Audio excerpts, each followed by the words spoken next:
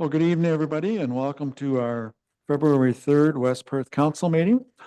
Just before we get everything on the way here, I would ask council and our guests this evening that we bow our heads for a moment of silent reflection.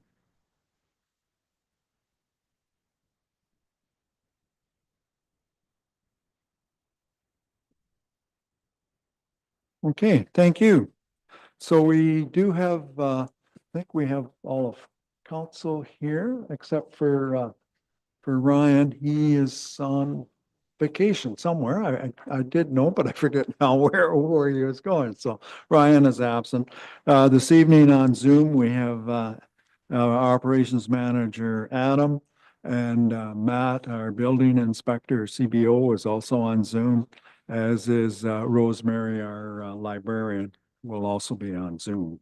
So. All right, so we'll call the meeting to order then. The first item is confirmation of the agenda, and I don't believe there's any additions to the agenda at this time. So motion that we accept the agenda as presented would be in order. Moved by Councillor Rose, seconded by Councillor Foster. All those in favor? Opposed, if any, that is carried. Does anybody have a conflict of interest with anything on the agenda? Don't see any hands going up, but if you find yourself later on in the meeting, you can always declare it at that time. So we do have a number of items on the agenda, 16 to be exact. Is there anything there that anybody would like more clarification on, more information, or pulled and dealt with separately? Again, I see no hands coming up, so a motion would be in order that we accept the consent agenda items 4.1 to 4.15 for information, and the minutes of the January 13th, 2025 regular meeting be adopted. Mover and seconder for that, moved by Councillor Felt, seconded by Councillor Harold. Any discussion at all? None? All those in favor? Opposed, if any? That is carried. So we do have a public meeting. So at this time, we'll adjourn our council meeting and go into the public meeting. So we will call this public meeting to order at 7:04 p.m. And I will ask Clerk Hobson, I guess it's CAO Hobson, whatever, for the purpose of the public meeting. Thank you, Your Worship. The purpose of this public meeting is to allow interested members of the public the opportunity to ask questions or offer comments about the community improvement plan. Any member of the public would like to be notified in writing of the decisions made by council. They are to provide their name, mailing address, and email to clerk@westperth.com. Okay, thanks, Dan.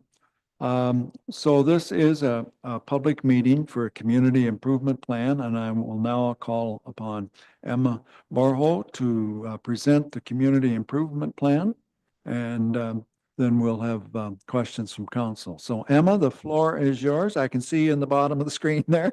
Very good. Wonderful. Good evening, everyone. Good evening, Mr. Mayor and Council. Thank you for the opportunity to present this CIP for information purposes and to be part of this public meeting of council for which is being held to consider this community improvement plan for adoption. My name is Emma Boro, and I'm an urban planner at Stantec, and I've been the main land use planner from our team coordinating the completion of this CIP document. We have a presentation of about 10 to 15 minutes for you today, and then we will be open to council and the public for questions at the end of the presentation. Some of the materials at the beginning of the presentation may be repetitive from our fall presentation if you were there, but I will go through those quickly again for anyone who didn't see that. Next slide, please. To start our presentation, I'll provide a brief overview of what a CIP is. Under Section 28 of Ontario's Planning Act, a process is laid out for community improvement planning. First, a municipality must decide on an area that will be designated a community improvement project area, referred to as a CIPA, where the community improvement activities or projects will take place. When the CIPA has been determined, the municipality may prepare and adopt a community improvement plan, referred to as a CIP. Grants and loans can be made available to landowners and tenants in the CIPA. And lastly, these grants and loans can be provided to eligible projects and costs that are related to community improvement. As you can see from the definition on the right-hand side of the slide, a lot is encompassed in the definition of community improvement under the Planning Act, one of which is affordable housing. Next slide, please. For any members of the public that may not have been involved in the development of the CIP to date, the plan is intended to set out tools and strategies for improving the built economic and social environment in a designated area of a municipality. To achieve this, it delivers on one or more of the following goals: facilitating change and transition in certain areas, stimulating economic growth and development, motivating rehabilitation and redevelopment of private buildings and properties, and raising awareness to local needs and priorities. Next slide, please. This project has a total of 4 phases, with each of the key phases leading up to today having been complete. So we first conducted a background study, which was based on our review of all the applicable provincial, county, and local policy documents related to land use, development, and affordable housing. Our needs assessment report was drafted during this phase and provided to staff for comments. Phase 2 involved gathering feedback directly from the public as well as key stakeholders. We incorporated municipal feedback into the process at this time, which had involved input from both staff and council members. In the third phase, we drafted the proposed policy directions and incentive programs for a first draft of the CIP, which was then refined with input from staff and the public. The Ministry of Municipal Affairs and Housing also provided feedback as a commenting agency for CIPs, which means that their feedback is necessary in advance of council adoption. We were targeting a January or February adoption meeting when we set out with this project, and so we are aligned with the project timeline. Next slide, please. I'll briefly go through the CIP programs now that are laid out in the CIP document. So there are 5 financial incentive programs for eligible applicants. First, the Planning and Building Permit Fee Grant is provided to cover 50% of the eligible fees for a proposed project or property, up to a maximum of $5,000. This may include costs associated with zoning bylaw amendments, minor variances, site plan control, and other development fees. Second, the Development Charge Grant Program, offered by the Development Charges Act, will be in the form of a development charges waiver with a maximum value of 100% of the applicable development charges based on the number of attainable dwelling units in the proposed development. Third, the Additional Dwelling Unit Program provides incentives to add legal secondary suites accessory to the primary unit.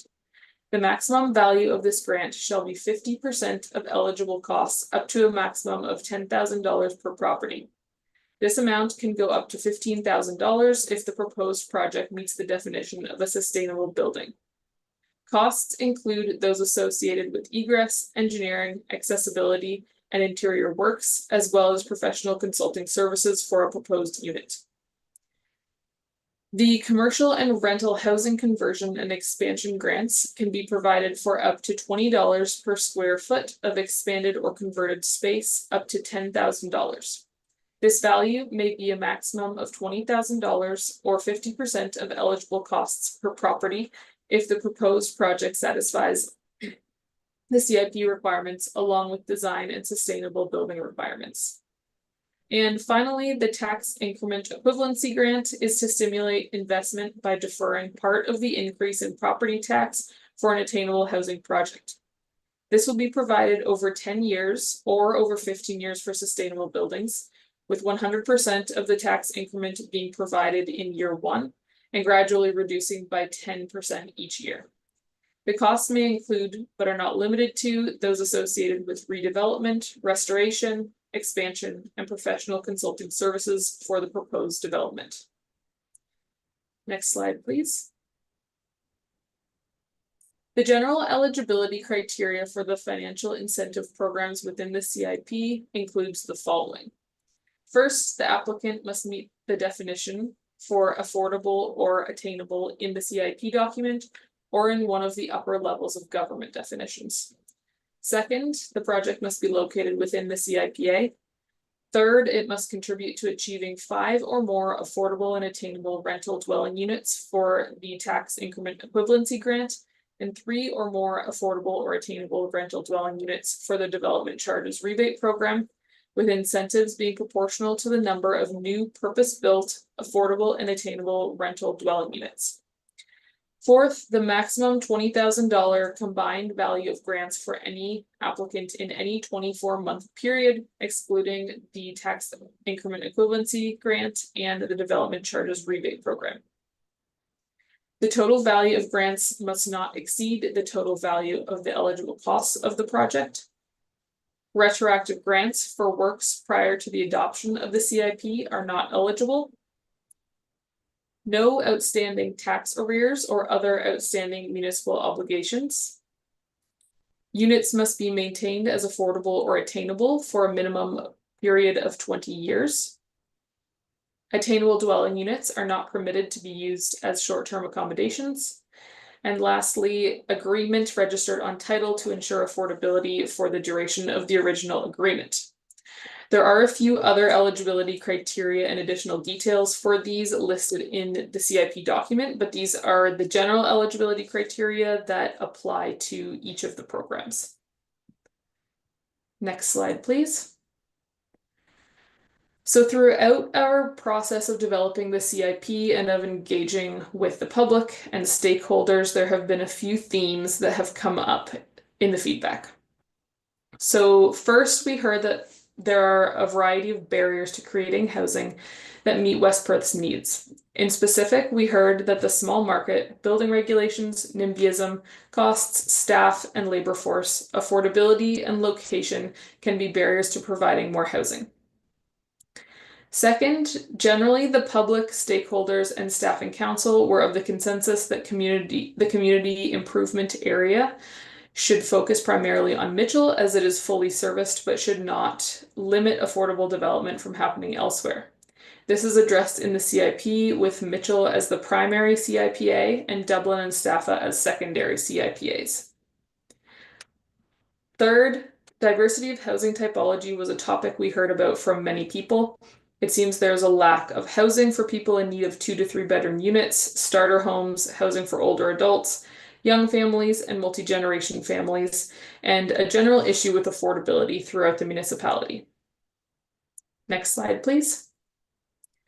We also heard that CIP programs should be made very clear and that the options should be communicated to the public.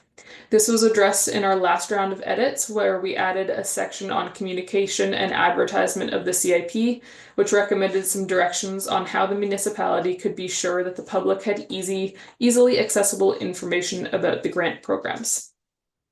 And lastly, the MMAH recommended that we changed the word rebate to grant anywhere that it had appeared in the document, because Planning Act legislation allows municipalities to enact grants, but not rebates. So this was just a matter of aligning the wording with the upper legislation in a few sections.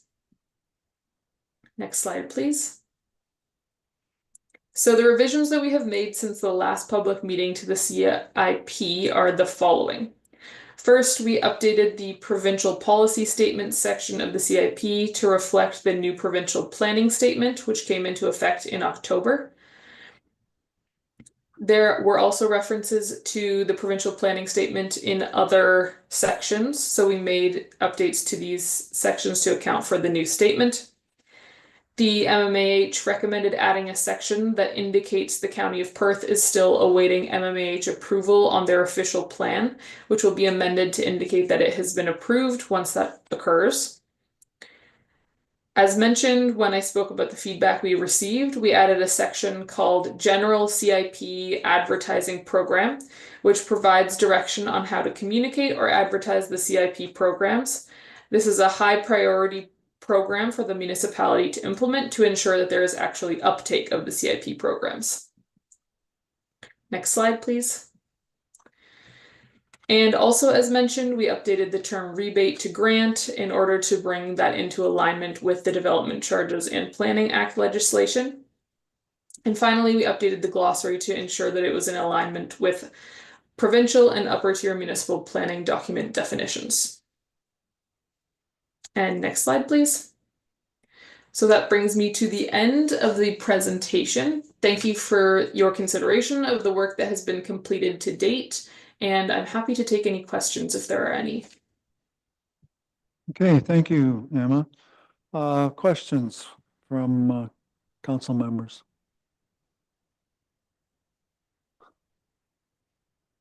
Don't see any hands going up.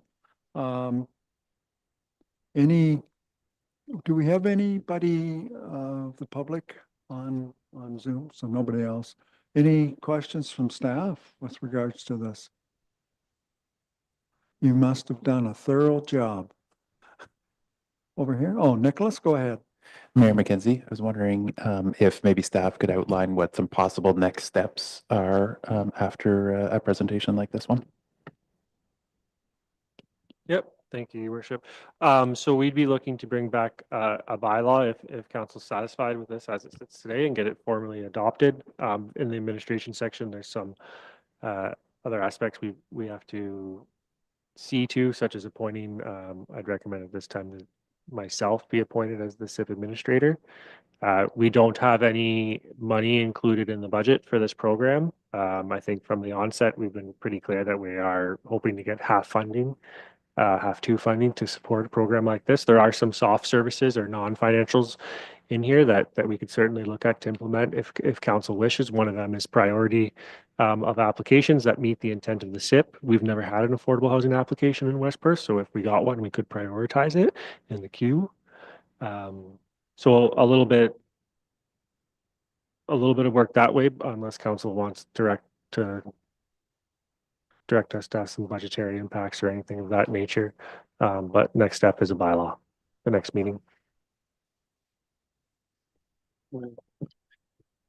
Through you, Mayor McKenzie, would any of this work on the community improvement plan tie into any provincial funding through that housing enabling core services stream money that our MPP announced, I think $11 million in Perth Wellington for new infrastructure projects that get new homes built? Could these two be tied together in any way?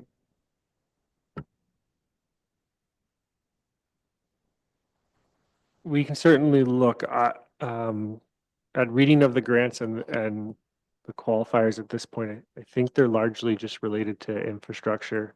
The one being water and wastewater. There is another grant replacing the red grant, so they've rebranded that grant as well. There could be an opportunity in there too, so we can certainly take that back and report back to council. Any other questions? Councilor or Deputy Mayor Tronkowski. Yep, thanks, Your Worship. I guess it's either a question for our presenter or our staff. I guess I'm still mystified as to why in Section 28 in the Planning Act that only a primary and secondary area can be identified rather than the entire community.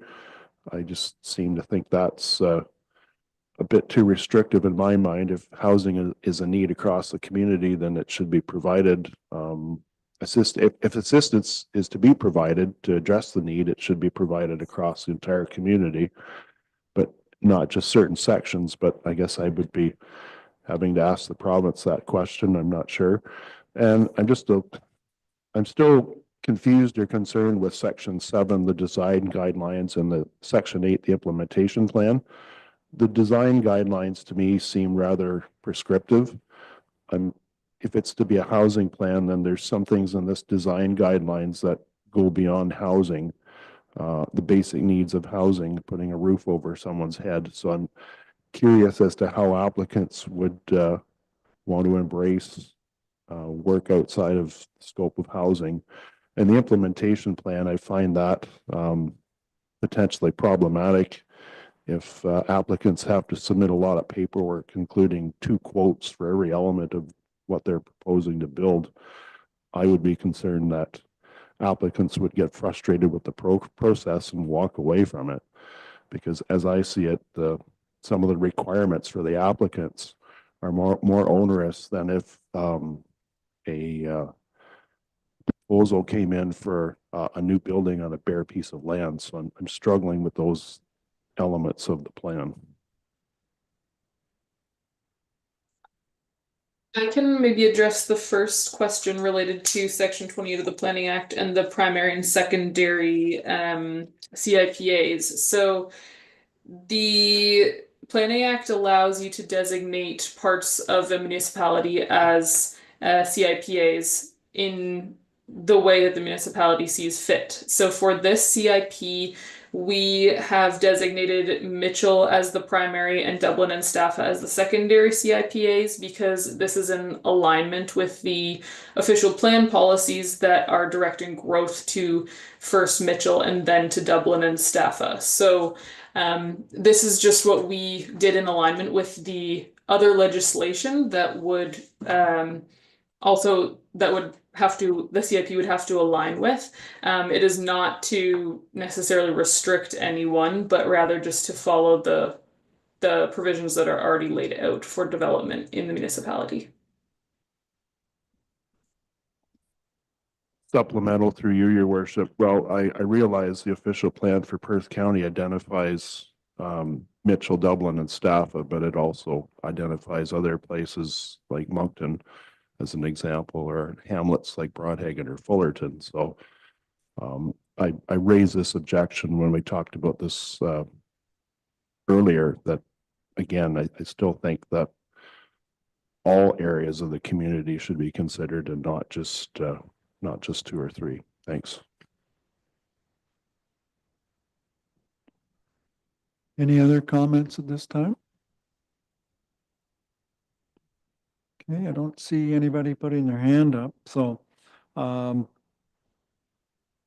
unless there's any further comments, I would like to thank you for your presentation at this time, and yeah, we'll see what the future holds for us and where we go from here.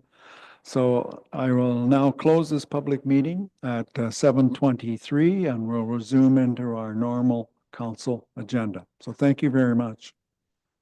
Thank you.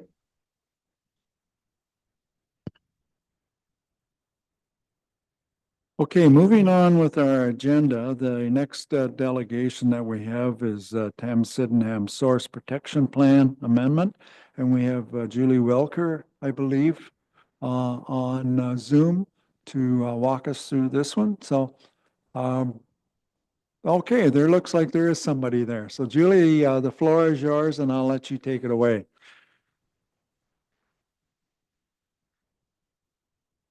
You're still on mute, Julie. Yep, we can't hear you. There we go. Is that better? Much better. Okay. Thank you very much for having me this evening. And I see my presentation is being shared, so that's great. I'm not seeing presentation mode. Is it presentation mode on? Oh, there we go. Thank you. Okay, so I'm here tonight to talk to you a little bit about the Source Protection Program under the Clean Water Act. So if you go to the next slide, please. So if you recall back in 2001 or 2000 rather, the tragedy that unfolded in Walkerton, where their municipal drinking water became contaminated, multiple people lost their lives to that, and thousands became ill. And a lot of those people still have effects to today from that event. So when the government did their investigation, they decided the best route would be to create the Clean Water Act. So this really was to create like a multi-barrier approach to ensure that our community's drinking water is as protected as it possibly can be. So the idea is to protect the existing and future sources of our drinking water. And through that program, we created the Drinking Water Source Protection Program, which is really a multi-stakeholder, collaborative, locally driven process to protect our drinking water systems. And just so for clarity, we are talking about municipal drinking water systems, not private systems. Next slide, please. So when the program was created, there was a lot of discussion about how we're going to roll this program out. We're talking about water here. So when you think of water, we're thinking of conservation authorities because we have those watershed boundaries. So that's kind of how it unfolded throughout the province, and we were all clumped together to make this more manageable. So our program really encompasses the Upper Thames watershed, the Lower Thames watershed, and the St. Clair watershed. And together we create the Thames-Sydenham Source Protection Region. Next slide, please. So when they were developing the program, they realized, we need to have the science to back this program. So we need some technical rules as a guidebook through the Clean Water Act on what this will look like. So these technical rules are really created to delineate vulnerable areas around our municipal drinking water systems, determine the vulnerability of those systems, and to identify the threats. And through the province, they have identified 22 prescribed drinking water threats to our drinking water. So if you look at the map to my right, we have this, it's called a wellhead protection area. So you have that green dot directly in the middle, that would be your well house. So the red circle around that would be your wellhead protection area A, and that's always a static 100 meter away from the well. Within that area, we have a lot of policies that are more strict than if you were going further away from that well. So as you go out, you see another circle, and it shows you a 2-year time of travel. So that is if, for example, you spilt fuel on the land, it would take 2 years to absorb into that groundwater and make its way to your drinking water system and contaminate it. And then you go out, you have 5-year of travel and 25-year of travel. So again, this is all based on science, and it's all based on like what's happening with the geology under the ground, the aquifer, how high is it, and the land use on top of it. Within each of those circles, those wellhead protection areas, they're also given a vulnerability score. So the highest score you can get is a 10, which means it's most vulnerable. And again, always around your well, your 100-meter zone around your well will always be a score of 10. And then the rest, we call it wellhead protection area B, C, and D. The scores could vary, and it's highly dependent on what's happening underground. So it just gives you a little bit of background science before I kind of launch into why I'm here this evening. Next slide, please. So for Perth, West Perth, your wellhead protection areas are primarily all are in Mitchell.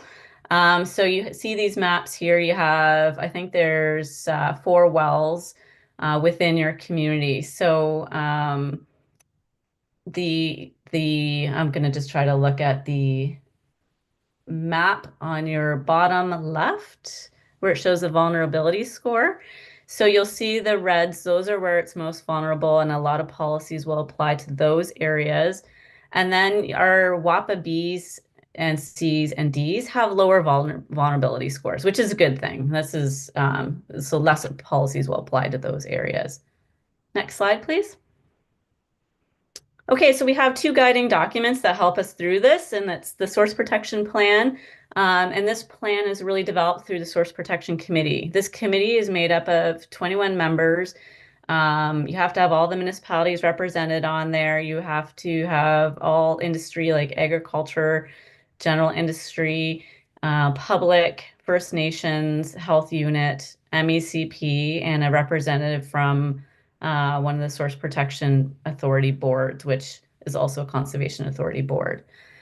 So that's where all your policies are housed. And then you have your assessment reports, and that's where all the science is housed. So everything from your water budgets, your vulnerable areas, and threats for each individual system is found within that. Now, within these 2 documents, we can't make any changes until we go through a very prescribed process under the Clean Water Act. And that requires public consultation, pre-consultation, council resolutions, etc. So that's kind of why I'm here this evening. Next slide, please. So again, under the Clean Water Act, we can make amendments to these documents under 2 sections, under Section 34 and Section 36. Tonight, we're only talking about Section 34, but really these amendments can do happen when we have a new or changing system to your well. So if you needed to include a new well in your community, there's a big process that has to be followed. Or when there's an update to technical rules. And that is why I'm here this evening. So next slide, please. So on December 3rd, 2021, the Ministry of Environment, Conservation and Parks released their update to their 2021 technical rules under the Clean Water Act. As a result of this, our staff have had to do a comprehensive review of all the policies to make sure they still make sense and align with the new rules. And through that review, we found about 3/4 of our policies needed changes. Some of these were editorial changes, so very minor. We had to create new policies. We've had to amend language in other policies.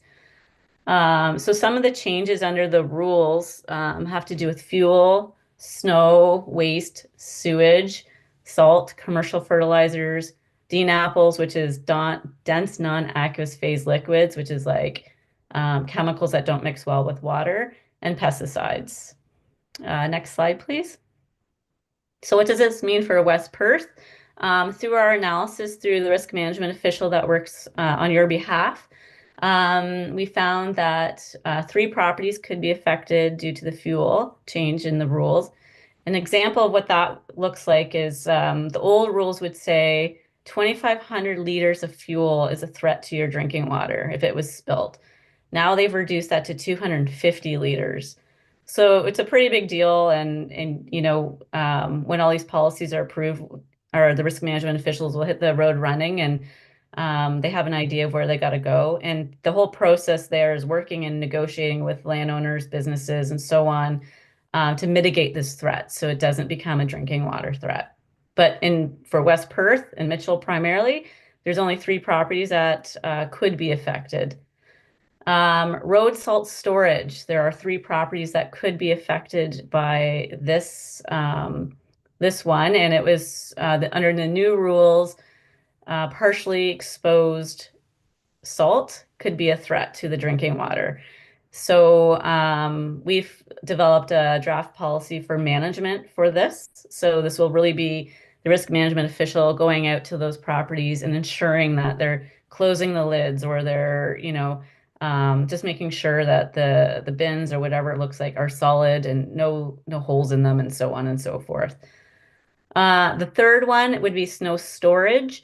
And it could affect parking lots for commercial and industrial purposes throughout Mitchell.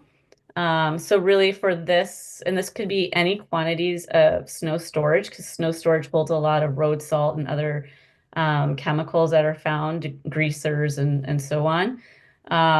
So the risk management official would work with those businesses if they found that there are snow storage piles within the and I should mention all these are within the WAPA A's. They would just have to maybe move those snow piles if they can. That would be the preferred option. There could be impacts to future activities based on the threats I showed earlier, but for existing threats, these 3 that I've shown here, those are really the ones that we will tackle first once these policies are approved. Next slide, please. So through this process, we developed through the Source Protection Committee, we drafted all the policies. They had to approve them through a lot of back and forth. Then we sent off the drafts to the ministry for early comment. They've provided their comments. We've addressed those comments. Then it goes to pre-consultation with implementers. Those implementers are municipalities and any of the ministries that could be applicable. And then it goes to council resolution under the Section 34 of the Clean Water Act. Once that's all passed and we've addressed any of those comments, then we move to public consultation, which will be a minimum of 35 days. Through this process, because we're in a RIP period, it will be a little bit delayed when we get to that. But once we've finalized that and addressed comments, then we'd go to final submission to the ministry. Then those policies, as long as everything shakes out as planned, then the risk management officials can get going and do their work to ensure that your community's water is as protected as it can be. Next slide, please.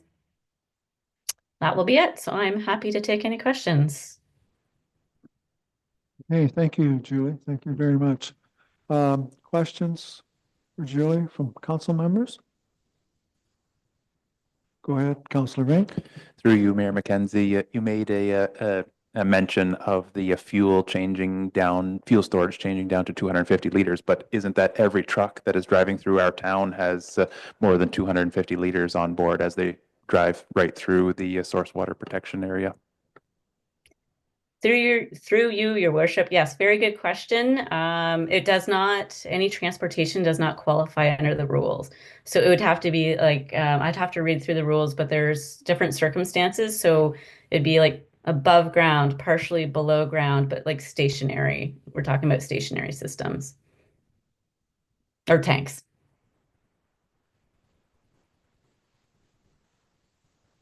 Any other questions? I was curious as to the salt storage and how far we're going there. Like when I think of salt storage, I think of Perth County. Is that what we're looking at here? Because they're, certainly away from our wells anyways. But I don't know, what are you referring to when you say salt storage? Through you, your worship. So there are two things that the rules focus on. One is snow storage facilities. So those are the ones that would likely require ECAs.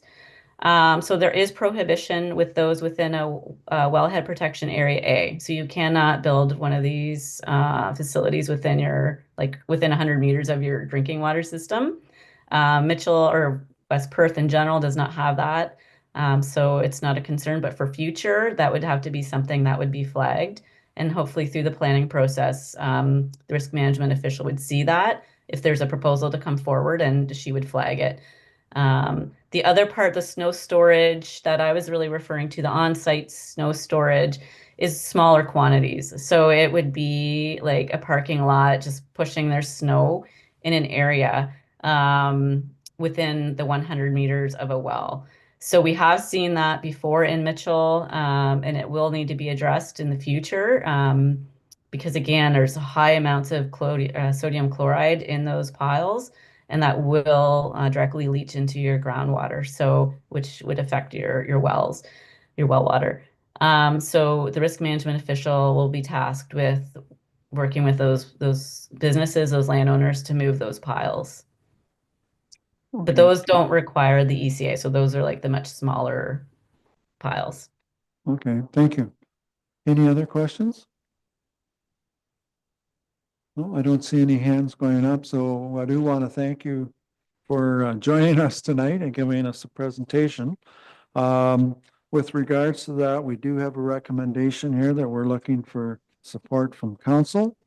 So I will read the recommendation and we'll get a mover and seconder for that if we can.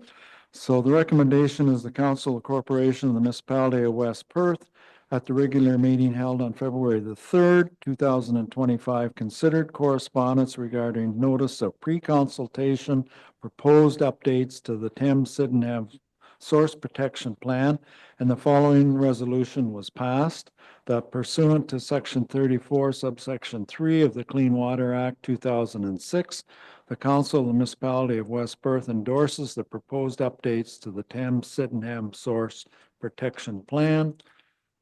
Provision of this resolution meets the requirements of Section 34, subsection 3 of the Clean Water Act 2006. We have a mover and seconder for that. Councillor Rose, Councillor Feltz. Any further discussion or questions? All those in favor? Opposed, if any? That is carried. So thank you. Thank you. Have a good evening. You too. All right, moving on then. We do have a delegation from Upper Thames with regards to environmental assessment on the Fullerton Dam. And Gillian Smith is here along with Fernandez Rahim and Heather Amarat. And apologize if I massacred your names. I just saw them here for the first time now. So anyways, the floor is yours and we certainly look forward to your comments. Hi, so good evening. My name is Gillian Smith. I work for Upper Thames River Conservation Authority as a water control structures technologist, and I'm the lead for this project. Also joining this call is Huda. She is the engineering coordinator at Upper Thames River Conservation Authority. From Stantec, we have Heather, who is the project manager, and Fairness, who is the senior environmental planner. So in 2022, we retained Stantec to complete the environmental assessment for Fullerton Dam, where they gathered information about the site to determine possible solutions for the conservation area.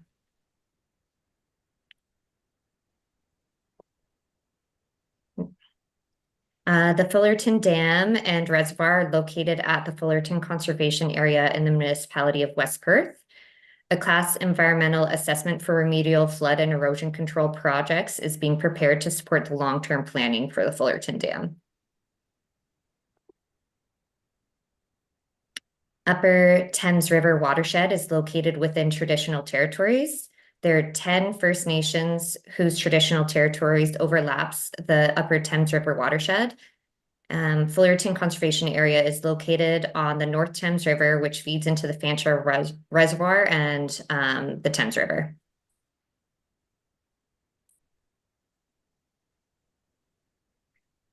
I'll take over from here. This is Heather from Stantec.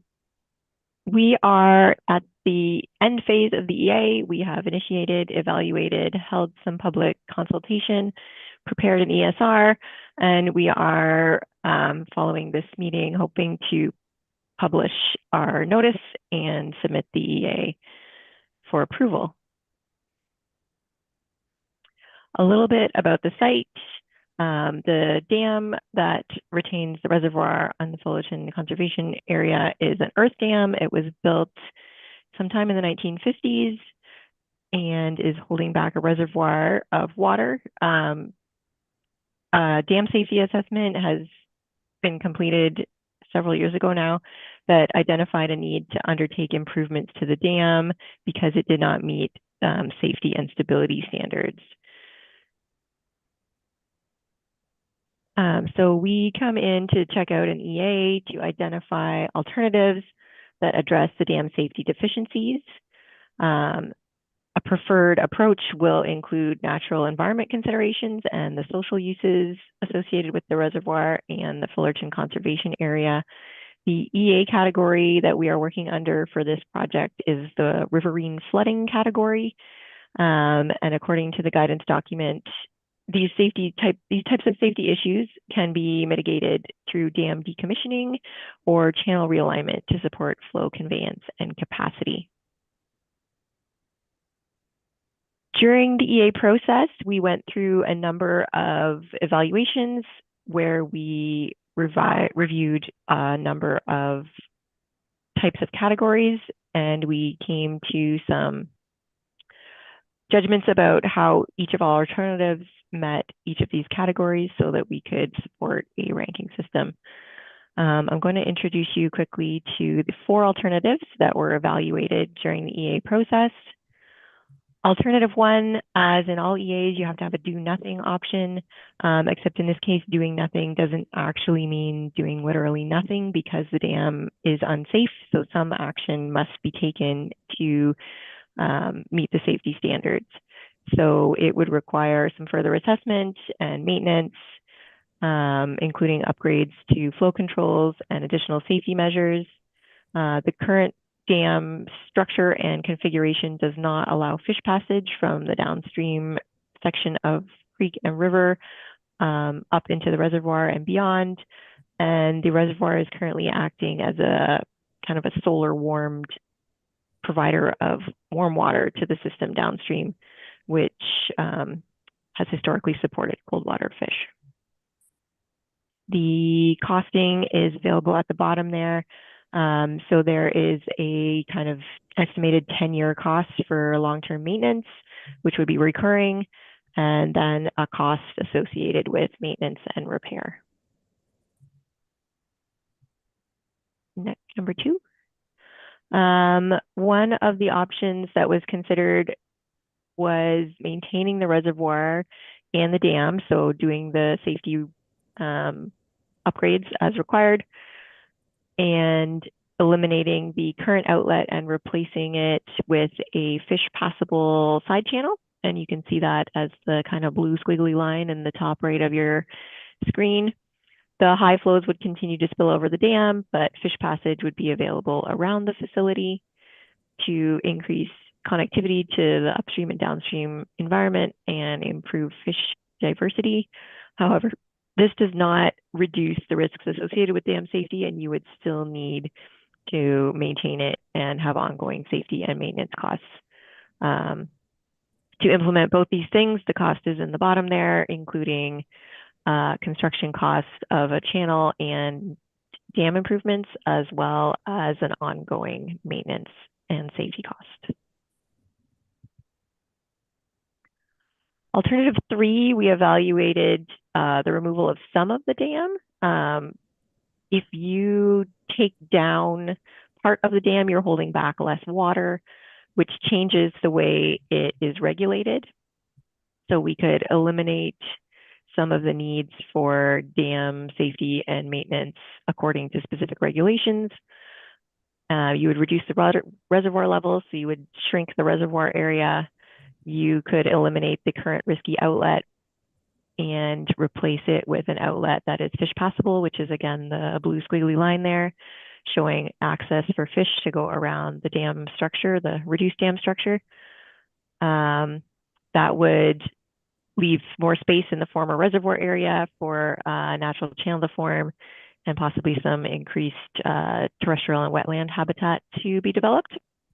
And this has an estimated construction cost in the bottom there, and that does not include a maintenance and safety price because, as I said, this option reduces the need to apply some of the more strict dam regulation and maintenance requirements. And the last alternative we evaluated was decommission the dam entirely so that there would no longer be a reservoir. So you'd be connecting the upstream watercourse directly through the former reservoir to the downstream watercourse. We could create wetland habitat in the former reservoir area to offset some losses of wetland and reservoir habitat. The dam is no longer acting as a water retention structure, so the maintenance and safety issues are no longer an issue. And it provides fish connectivity and eliminates the warming potential of the reservoir, and the cost is shown at the bottom of the page for that one. Over to you, Fairnaz. Thanks, Heather. I'm Fairnaz Rahim. I'm a senior environmental planner with Stantec. So in terms of the evaluation of the alternatives, we had 5 sections. So we compared each alternative against the physical, biological, cultural, socioeconomic, and engineering technical considerations. And as you can see, this is a quick summary of what the evaluation concluded, which essentially demonstrates that in all cases, the preferred alternative was alternative 4. In terms of the engineering and technical cost, as well as constructability was considered. From a socioeconomic perspective, we took into account the surrounding neighborhood and community, the existing infrastructure, any pedestrian traffic. We understand that there's a trail over the dam that would need to be maintained. From a cultural perspective, we looked at traditional land uses, recreational land uses, as well as aesthetic and scenic landscapes and heritage. From a biological perspective, we looked at fish and fish habitat, wildlife habitat, and significant vegetation communities, and the physical looked at any unique landforms or geomorphology. So in the end, the conclusions for alternative 4 for full dam decommissioning and channel restoration is the preferred alternative. Overall, alternative 1 and 2 have the same risk of the flood impacts downstream due to the dam failure, which is because the same volume of water in the reservoir is retained. Both presume basic dam maintenance and require upgrades for the dam structure. So flood risk is reduced by alternative 3 and 4. However, alternative 4 does fulfill additional environmental planning and design principles, which are listed on the slide. It addresses the riverine flooding through dam decommissioning in accordance with the EA. It enhances the terrestrial and aquatic habitat, reestablishing the linkages for fish passage. It reestablishes the natural function and appearance of the original watercourse prior to the dam and the reservoir. It also removes the thermal warming issue and improves the water quality of and the effects that are currently being caused by the reservoir, and low future ongoing dam maintenance and safety costs. Those would be completely eliminated. So this is just a slide to demonstrate a high-level overview of the mitigation measures and environmental considerations that are listed in more detail in the environmental study report, which you were also provided with. In regards to the next steps, we would be looking to obtain council approval to proceed with a notice of completion and file the environmental study report, which will allow the public 30 days and agencies, of course, to comment on the preferred design before the project moves into detailed design. We'll stop sharing at this time, and if there are, pass it back to Jillian to address any questions. Okay, any questions from council members? Councillor Vink? I have two questions, Mayor McKenzie. I was wondering, one, who bordens the cost of these alternative constructions? And then maybe if they could answer that, and then I could have a second question, if that's all right. It's the same question. You don't ask a question unless you already know the answer, but go ahead. Yeah, so the benefiting municipality does pay for any of the work that's done. So that is West Perth. We do have a WECI program. I'm not sure if you're familiar with it, but it does allow us to apply for 50% funding from the province, which we would certainly be applying for each year to try to lower the costs. There's also potentially funding sources that we would be applying to, Upper Thames would be applying to. There's Ducks Unlimited, Trout Unlimited, and Ontario River Alliance, that would all kind of have the same ideas of yeah, so they would have the same wanting to maybe make it more of a naturalized river, and would have potential funding there. Second question?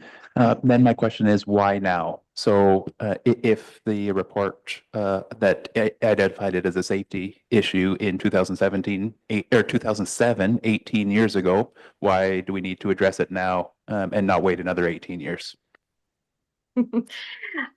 So we have to, if we're not doing this project now, there are a list of other projects that we will need to get done at Fullerton to bring it up to safety standards. So that we want to get it done sooner to save money in the long run, really. That didn't really answer my question. So yes, we do it now, but shouldn't we have done it 18 years ago if it was such a safety concern? So why now and not 18 years ago or 18 years from now? So 18 years from now, things are just going to get worse. So, but yes, you're right. 18 years ago when it was brought up, we could have been looking more into it, but just different priorities and working with West Perth with their budgets and everything, it hadn't gotten done. We started the EA process 3 years ago. So it does just take quite a few years to get the EA process done. So that's why it hasn't been done yet. I know it's been discussed here for quite a number of times over the years, and certainly we did tour this facility on our road tour. Was that a year ago, I guess, or 2 years ago? And certainly looked at the situation there. Any further questions? Anything from our Fullerton reps at all? No? Doug, go ahead. Sorry, history-wise, why was this built in the first place anyways? Or whose direction was that? So it was built in the 50s for recreation purposes. I'm not sure whose direction that was. Like, do you mean by West Perth or Upper Thames? Is that what you mean by that? Yeah, like what was the purpose of it to begin with back in the day? And, why did they build and think it was a great idea? And now all of a sudden we need to get rid of it. Yes, so it was built for recreational purposes, and I apologize, I don't know whose idea it was, but I can certainly find that out for you.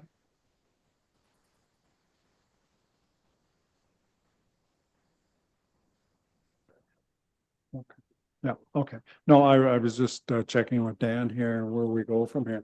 So the project schedule, like what's the timing? I guess if we decide we want to proceed with this, what type of a timeline are we looking at? So we figured that to lower the costs, it's best to do this in phases and let nature kind of take its own course. So we would be doing it over a number of years. We could start designing within a year and then take a few years to do the construction. But maybe, Heather, you have a little bit more of an idea of how long it might take? Design and permitting for a project like this is probably about a year, just due to the number of agencies involved with respect to the environmental conditions. And as Jillian mentioned, it is my belief as a restoration engineer that we should be able to get permits to gradually lower the dam and allow the channel to kind of self-naturalize to some extent, which should result in the kind of best construction costing for the project. Okay, thank you. Deputy Mayor Trzaskowski. Yeah, through you, your worship, I seem to recall information in somewhere in the reports that the work was scheduled as early as 2026 and 2027. But I guess to Councillor Phelps's point as to why it was built, I'm sure there was a decent reason in the day. But I think the lesson here is that this is a capital asset that, as is pointed out by the staff, the sole beneficiary is the municipality of West Perth. So basically, we own it. Although Upper Thames operates and maintains it, we essentially own it. So I guess the takeaway here is that future capital items such as this, if we're contemplating building something, then we have to consider the entire cost, which is not only the building, but the operating, maintaining, and the ultimate disposal of the item. Okay, thank you, Dean. Any other questions or comments? I know it's not on the agenda here, but we probably need a resolution to decide, number one, which option, and I assume that it's the option 4 to decommission it. But yeah, we just need a resolution to have that as our option and give them permission to start. Councillor Venk again? Well, then I'd propose that we choose option 4 alternative 4, but pending grant funding. So pending at least 75% grant funding for the project. No, that's a good point, Nicholas, good point. Did you get that, Dan? The motion? Yeah, I would just clarify with the team here if they would still need direction to proceed with their notice then, if that's the direction council goes. So we've already started the EA process because it's under the conservation class EA, not the municipal class EA. So we would still need to complete the project. I think at this time, we wanted yes input, absolutely, and we have had previous opportunities to present to staff. So they have been made aware that this was the preferred option. But once we wanted the opportunity to just get your confirmation that this is the preferred option that is going to be presented to the public through the ESR. But once the completion of the Class EA, the conservation Class EA process is complete, then it will just move into detailed design. So that part of the process, I suppose there's no additional presentation to council. So if a resolution is required at this time, that works, but we would still need to proceed with the ESR submission to the public. Okay, so, I oh, also go ahead. I did want to comment, so the WECI funding, is 50%. And then we would be applying for other funding. And Heather and Fairness can correct me if I'm wrong, but at this point, we would just be looking to be able to put in the ESR. It doesn't necessarily commit anybody to anything. Is that right? Correct. Yeah. So, and with the legislation, there's usually 10 years to complete construction prior to needing any type of amendment to the EA. So yeah. So if there were other concerns that came up through comments or anything, there's always time to look at those and work with you guys for funding opportunities and everything as well. So I'm just going to circle back here then. So is it premature at this time to do a resolution in support or not?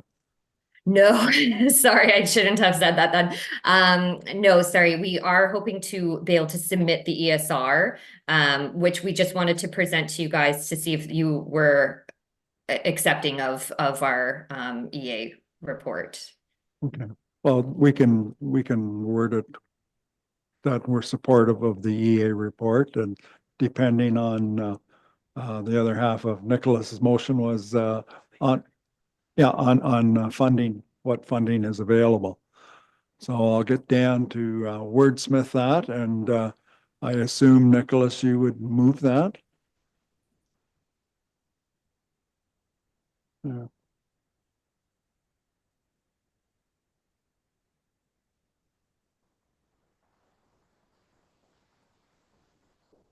Oh, that's okay.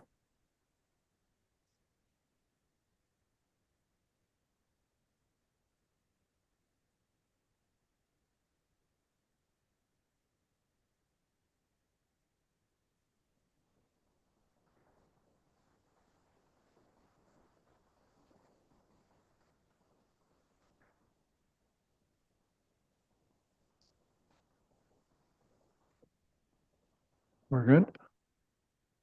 Close enough?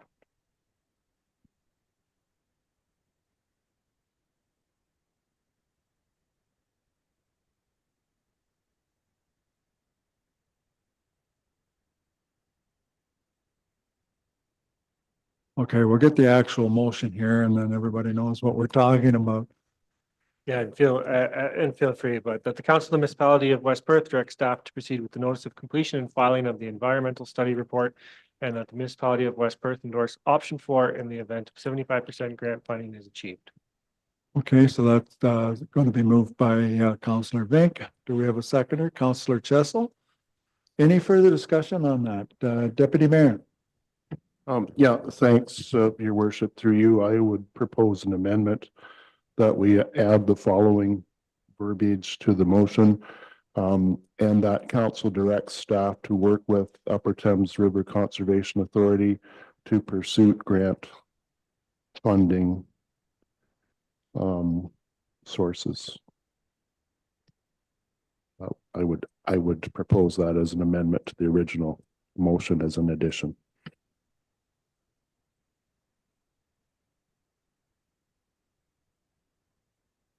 Okay, yeah, the mover and seconder, okay with that amendment being added? Okay, so it's a friendly amendment. Okay, any further questions as to what we're doing here? All right, so it's duly moved and seconded. All those in favor? Opposed, if any? That is carried. So thank you very much for your presentation tonight. We appreciate that. And yeah, we'll stay tuned and work with you over the next few years. Great. Thank Thank you you. very much. Thank you.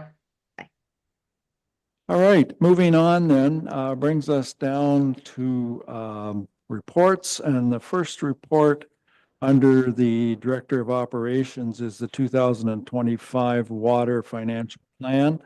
And we have, I believe, with us Ryan DeVries from BM Ross and Associate Limited online tonight.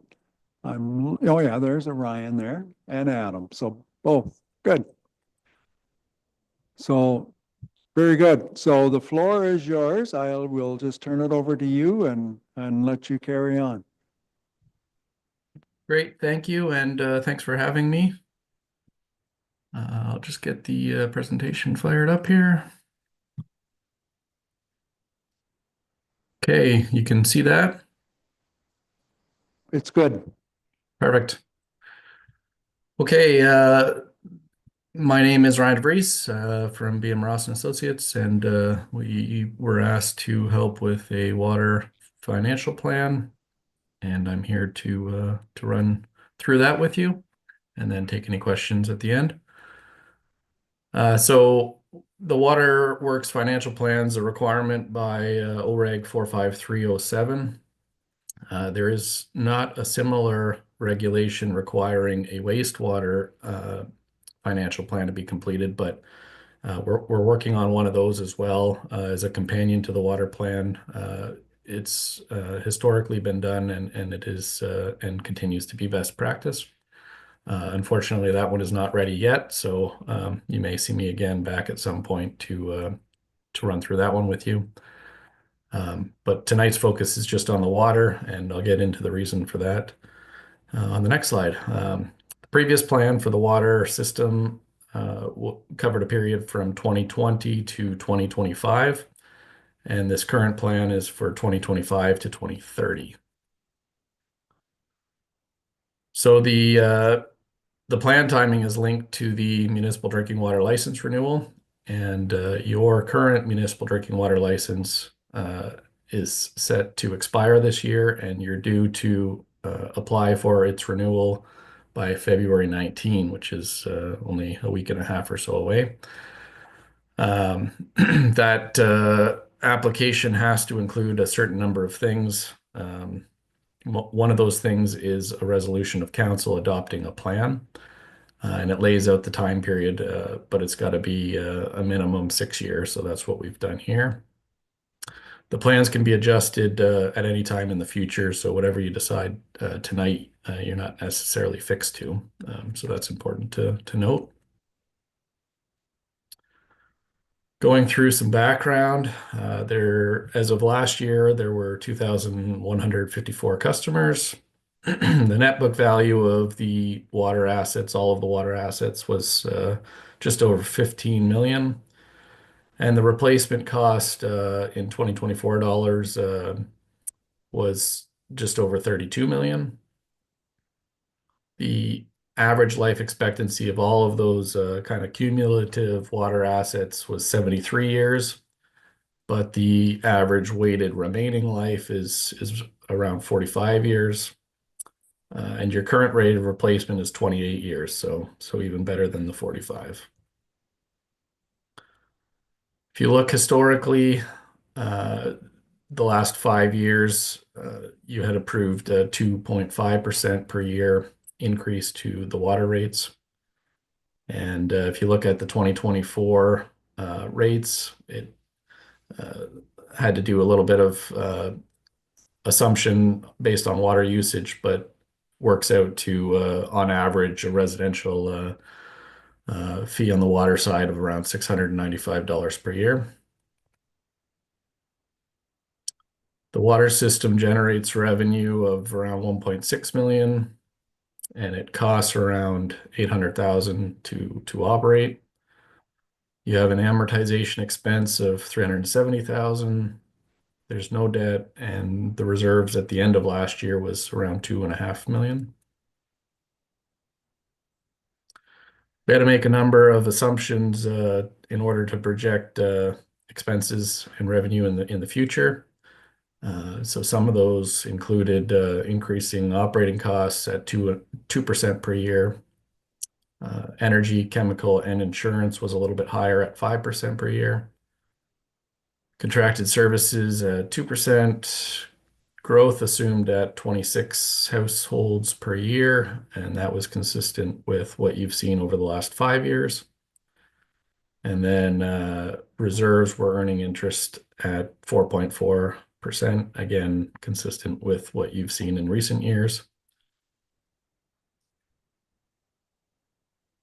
We incorporated capital upgrades into the plan period, so 8.4 million coming up over the 6 years, and that was generated through conversations with staff.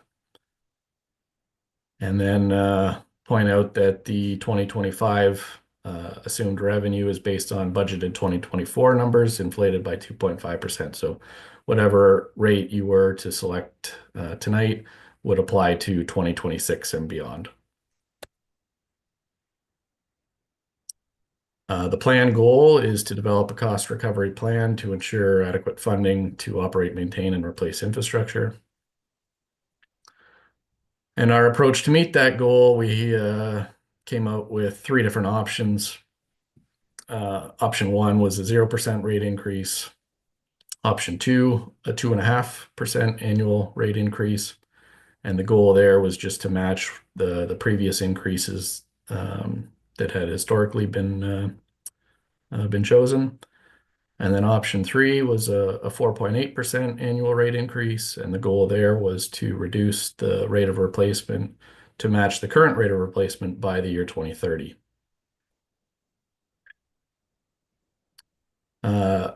Just to show you what that actually translates to, created a table year over year showing what those different 3 options look like. And then in the end, our recommendation was that council select option 3. You're welcome to select that one or any other one.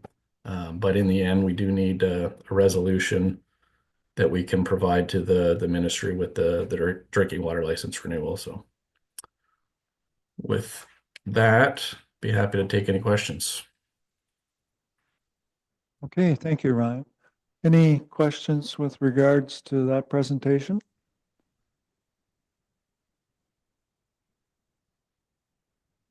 The difference between the second and third option. Any comments? Like you're recommending option 3, but option 2 is more consistent with what we have been doing for the previous couple of years, or previous 5 years, I guess, eh? Yeah, that's correct. Option 3 keeps you where you are currently at a rate of replacement of 28 years. So to go to 2.5, or I guess I should say to continue at 2.5 would start to put that rate of replacement back. But that said, the memo refers to the fact that rate of replacement of 28 years that the option 3 is based off of might be a little inflated because of some grant funding that was received in the past 3 years. So that gets figured into it. Okay. Any questions? Steve, any comments? Yes, thanks. I'm more interested in option 2 versus option 3. We really aren't sure that the 2.5 isn't adequate. We're not sure if we need the 4.8. So I don't know why we would do anything less than or anything more than option 2, which is at 2.5%. It's the coverage that we need at this time, and we really don't have the information today to go to 4.8. If we decided on option 2, we would be able to apply and renew our license as required. A change can be made at any time if we want after that time. So I don't know why we would go to 4.8 when 2.5 will do us for now. And that's going to hold for all of 25 into 26. Is that right? The plan period was 2025 to 2030. So yeah, your 2.5% per year would run you right through to 2030. Yes. Yeah. Sorry. Understood. Yes.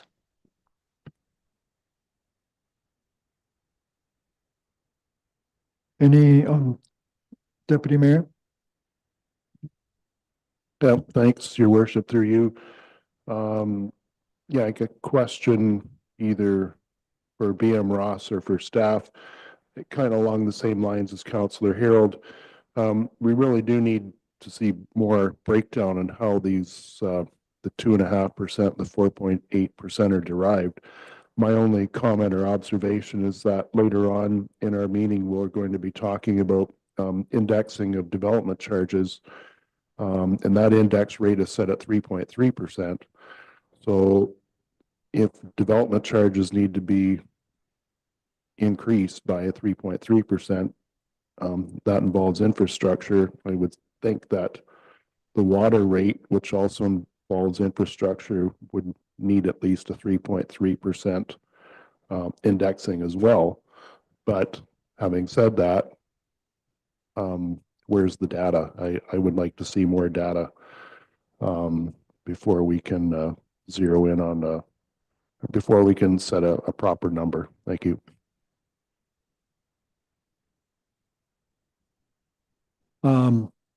So I think we're kind of over a barrel here too, are we not? That we have to have it submitted by the 17th of February.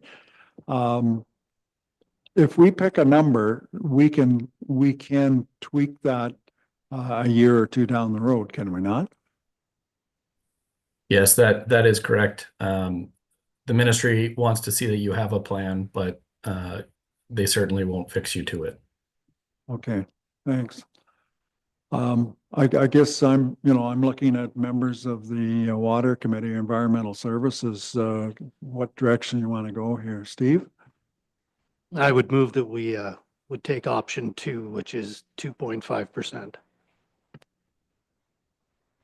Yeah, sorry.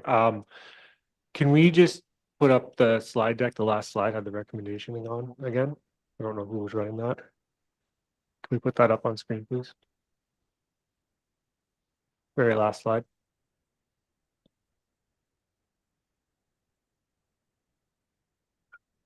We'd like you to make that motion and fill in the blank if you can, please.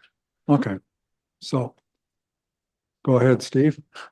That the municipality of West Perth adopts a drinking water financial plan for the period 2025 to 2030 based on a 2.5% annual increase in revenue beginning in 2026. Okay, so Steve is moving that. Do we have a seconder? Councillor O'Donnell. Any further questions? Deputy Mayor. Thanks, Your Worship, through you. So once again, would propose a friendly amendment that this rate increase be reviewed again by staff and this council within the next 12 months. Okay. You're okay with that, Steve? Yeah. Yep, that's fine. Bill, good? Yeah. Okay. All right, so is everybody aware? Alex, go ahead.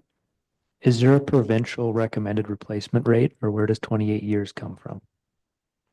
That's a question for Ryan, I guess. Sure. The ministry, the province doesn't have a recommended replacement rate. The 28 years is what you're currently achieving. So over your last 3 years, that's what you're putting back into your system.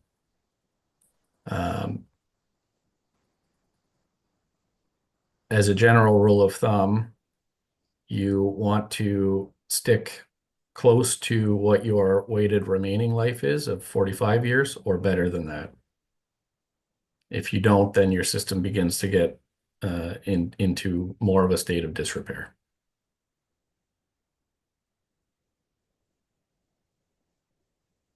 Okay.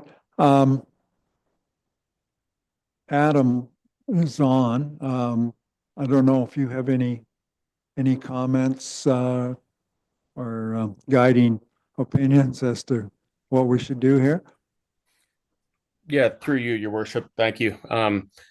So the only comment I would make is staff did choose option 3. Really, the thought behind that was to remain at that 28 year replacement rate, but also to bolster our reserves for the future. I know that when you look at our 10-year capital plan, we have a few larger or potential larger ticket items, and we felt that option 3 put us in, that the best position to get us to where we need to be. But with that being said, option 2 is a good option for us as well. It remains consistent with where we're at now as far as increase, and it also does keep us under that 45-year expected life expectancy at 34 years. So as Ryan said too, we can open this up again, and Dee made the point that maybe we do open it up in a year to see where we're at, and staff would definitely be okay with that. Okay, so that you're okay with the motion the way it is now then for 2.5%, but look at it within 12 months or so and have another look at it. Yep, through you, your worship. Absolutely. Okay, all right. Any other comments or questions with regards to this? Okay, it's been duly moved and seconded. You can read the motion there, Adam, I guess, or Dan, if you want. Sorry. That the municipality of West Perth adopts a drinking water financial plan for the period of 2025 to 2030, based on a 2.5% annual increase in revenue beginning in 2026, and that staff be directed to review the rate in the next 12 months. Okay. Ready for the question? All those in favor of that motion? Opposed, if any? That is carried. Thank you. All right. Moving on then, brings us down to fire protection grant. So Chief Hunter, the floor is yours.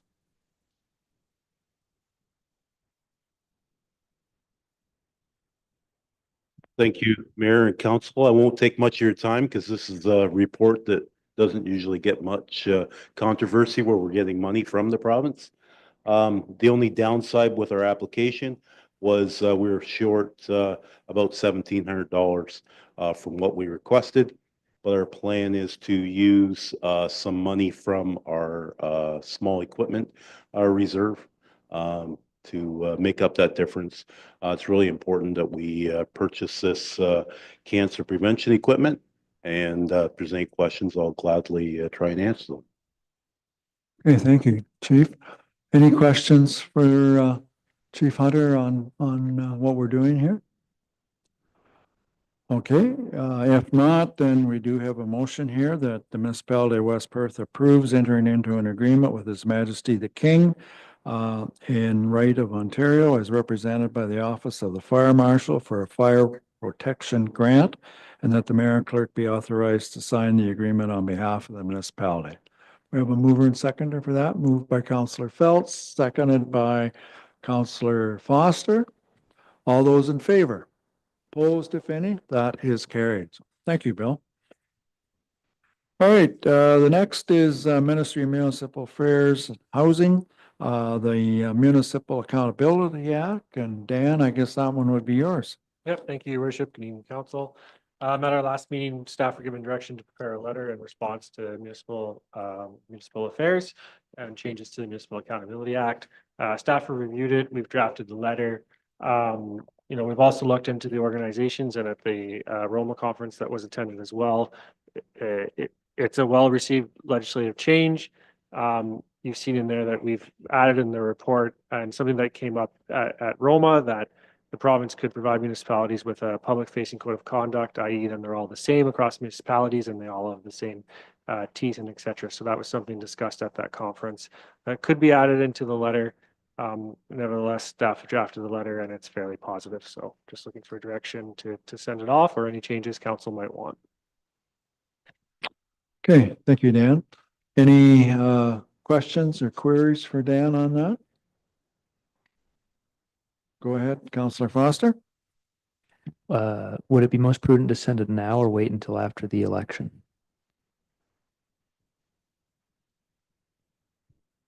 I don't have a good answer for you on that one. I'd probably send it now. Thank you. Any other questions? Okay, seeing no hands going up, the recommendation is that the Council of Municipality of West Perth receives the Ministry of Municipal Affairs and Housing Municipal Accountability Act information report. Mover and seconder for that. Councillor Rose, Councillor Fournier. All those in favor? Opposed, if any? That is carried. Thank you. The next item is filing of the final engineer's report on the Murray McIntosh drain. You have anything further to add, Dan, to that? No, I think fairly standard. We looked at this last time, so it's just kind of final say to say go ahead with this. The municipal portion assessed in this one is only $1,000, so that's significantly lower than the last drain report brought forward to council. Okay, and I think this area in Fullerton, they have, I think this is the third drain for a lot of those farmers within the last year. They just seemed everything is happening at once here. So the recommendation is the Council of Municipality of West Perth confirm the intention to proceed with the drainage work under Section 41, subsection 1 of the Drainage Act, and consider the final engineer's report of the Murray McIntosh drain at a council meeting on February the 18th, 2025, and that council instructs the clerk to send a copy of the final engineer's report for the Murray McIntosh drain and notice for the meeting to consider the engineer's report to all indicated under Section 41, subsection 1 and 2 of the Drainage Act. We have a mover and seconder for that. Councillor Harold, Councillor Foster. Any discussion? All those in favor? Opposed, if any? That is carried. The next one is the Waugh Robinson Section 78 request. Any comments on that one? No, we're looking to appoint Streamline for this one. Just looking to straighten out the drain on this one. Okay. Logan Ward as well. Yep, it's in the, it is in the Logan Ward, yeah. So the recommendation is that the municipality of West Perth proceed with the request for the drain minor improvement to the Waugh Robinson municipal drain, and that the council pursue the drainage to the Drainage Act, and subject to any objection from Mesaba Bayfield Conservation Authority, appoint Trevor Kipfer of Streamline Engineering as the drainage engineer on the date 30 days from the notice of the Asabo Bayfield Conservation Authority for the examination of the drainage works, and to proceed with the requirements of the proposed improvement under Section 78 of the Drainage Act. We have a mover and seconder for that. Councillor Chessel, and seconded by Councillor O'Donnell. Any questions on that? I think this will be the first drain we've given them, I think, isn't it? Nope, they had one other one, didn't they? They were here once before, yeah, yeah. Okay, all those in favor of the motion? Opposed, if any, that is carried. I have nothing under planning, I don't think. Nothing under CBO, nothing under library. Community services, so it brings us down to treasure, and I think at this time, this is where I'll turn it over to, not yet, not to Dean, okay. Third quarter variance report, Wendy? Hopefully these reports go quick as the other ones just did. So we have the third quarter variance report before you, and that period that looks at from January to September of 2024. In the report, it highlights that we're in a good financial position. It did comment on a couple items, the salaries and benefits. That's one of your biggest expenses, and we're within target overall. But if you look at each line's salaries full-time, salaries part-time, and benefits, there are some higher and lower variances there. So in the full-time one, pretty much on target, but there's a variance of 146,000, and that's due to unfilled vacancies or timing in when we hire. Part-time looks like for the budget period that we're overspent, but we're not. It's just, it's a seasonal time. So it's catching all the summer students.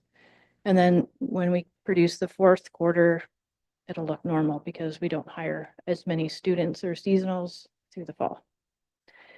And then the benefits are showing that we've overspent, and we did address that during the budget time.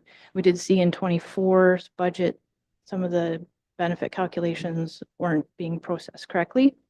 So that's why that's showing there. But overall, your salary and benefits, which is your highest expenses, within target. The report also highlighted some items in each of the categories. I can just quickly go over some of them. Your taxation revenue, we're showing, we saw $70,000 in additional revenue from supplemental billings, which are new builds, renovations, that type of thing.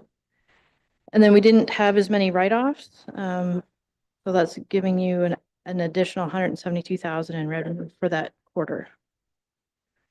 Council is on target. General administration, again, the IT cost, we're monitoring those just with software, I'll say subscription cost increase or increase in staff turnover and additional IT costs. We're noticing that's higher than what we've been budgeting. For protective services, for fire, we noticed that there was additional repairs and added fuel for tanker 93, but the overage will be covered by the less fuel costs in other vehicles within the department. So no concerns there. The police services, there was your preventing auto theft grant that wasn't part of the budget. It was approved after the budget, so it's showing a variance there. The building services are on track, and they're looking at, in this third quarter, approximately a $40,000 contribution to the reserve, so that's good. Transportation is showing a noticeable variance of 1.8 million, but that relates to capital projects that are underway that aren't complete. One of the big things we noticed was the shared bridge with South Huron. We budgeted for full cost and then a billing to them. But everything has been distributed at source. So it will show a variance in those other line items. Everything's on track for costs. The allocation of units for vehicles for job costing is being reviewed. We just have to ensure that the tracking for those units is coming through.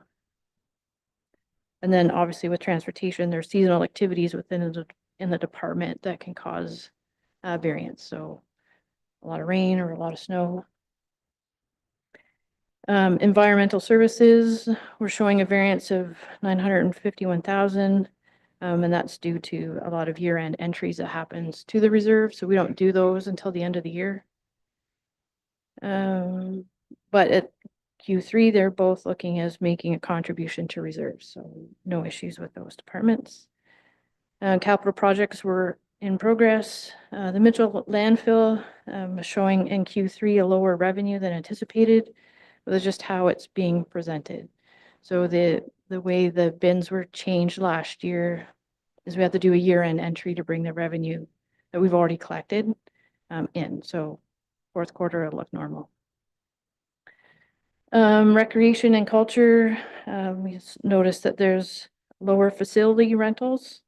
But with that, there's also a reduction in the variable costs to run those facilities, although you still have your fixed costs like heat and hydro.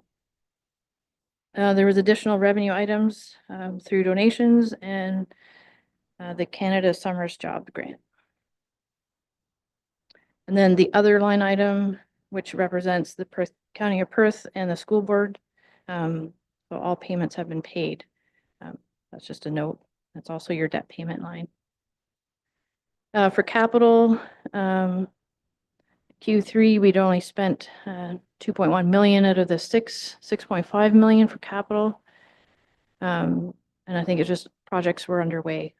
So you'll see in the fourth quarter, those projects being completed.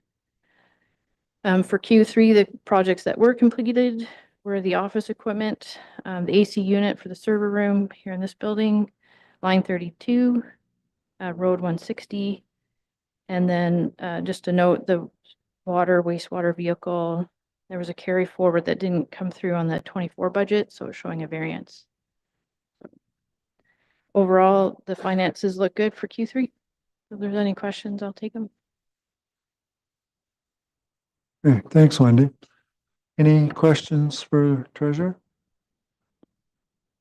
If not, don't see any hands going up. So recommendation is that the Council Municipality of West Perth receives the 2024 Q3 variance report for information. Moved by Councillor Phelps, seconded by Councillor Rose. All those in favor? Opposed, if any? That's carried. Thank you. 2025 indexing development charges. So this report is more just for information to let you know that under the new bylaw that the indexing of development charges, it's required and they come into effect on February 1st. And in the report, it shows that the prescribed indexing rate that's set in the Planning Act that we used is 3.3. And on the back of the report, you can see the rate that was approved for the bylaw and then what the index rate was. And then the Stats Canada yearly change. If there's any questions on that report, I'll take them. Any questions for Wendy on that? Okay, seeing no hands, then recommendation is the Council Municipality of West Perth receives the 2025 indexing development charges report for information. Mover and seconder for that, Councillor O'Donnell, Councillor Fournier. All those in favor? Opposed, if any? That's carried.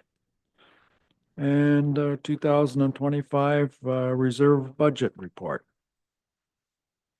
So this report just highlights where we are with the reserves. It's we're in a busy time with the reserves, so it was really hard to write the report because the numbers kept changing.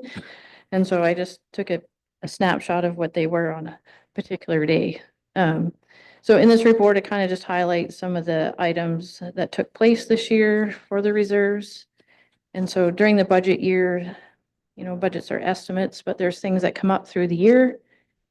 And so those projects have been highlighted that affected the reserves. So there was the UV chargers, the insurance deductible, the policy review project coming from the modernization grant, the BIA, the dozer repair, the donation from the Friends of the Library to help pay for the 2025 water bottle refill station. And then you would have recalled a few of the carry forward projects a couple meetings ago. So projects that weren't quite complete, we carried forward the funds that were raised by levy. So those would increase your reserves, and then they'll be drawn out in 25.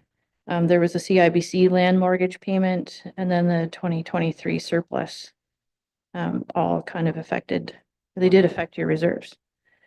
I want to highlight more of an accounting process for the capital grader that happened in 24. We were hoping to do the 24 purchase and split it between 24 and 25. But because the delivery took place in 24, we had to pay for it in 24. So we used money from the reserves to pay for it. And the money that was going to be raised to pay for it in 25 is now going to be a contribution to the reserve. So you'll notice in the reserve listing, the fleet actually goes into an overdraft position just until the budget's passed, and I'll make that transaction.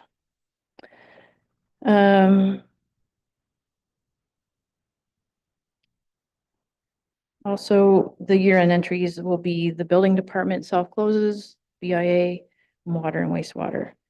There are some additional projects that are waiting for costs to finalize before we can do any final transfers. We're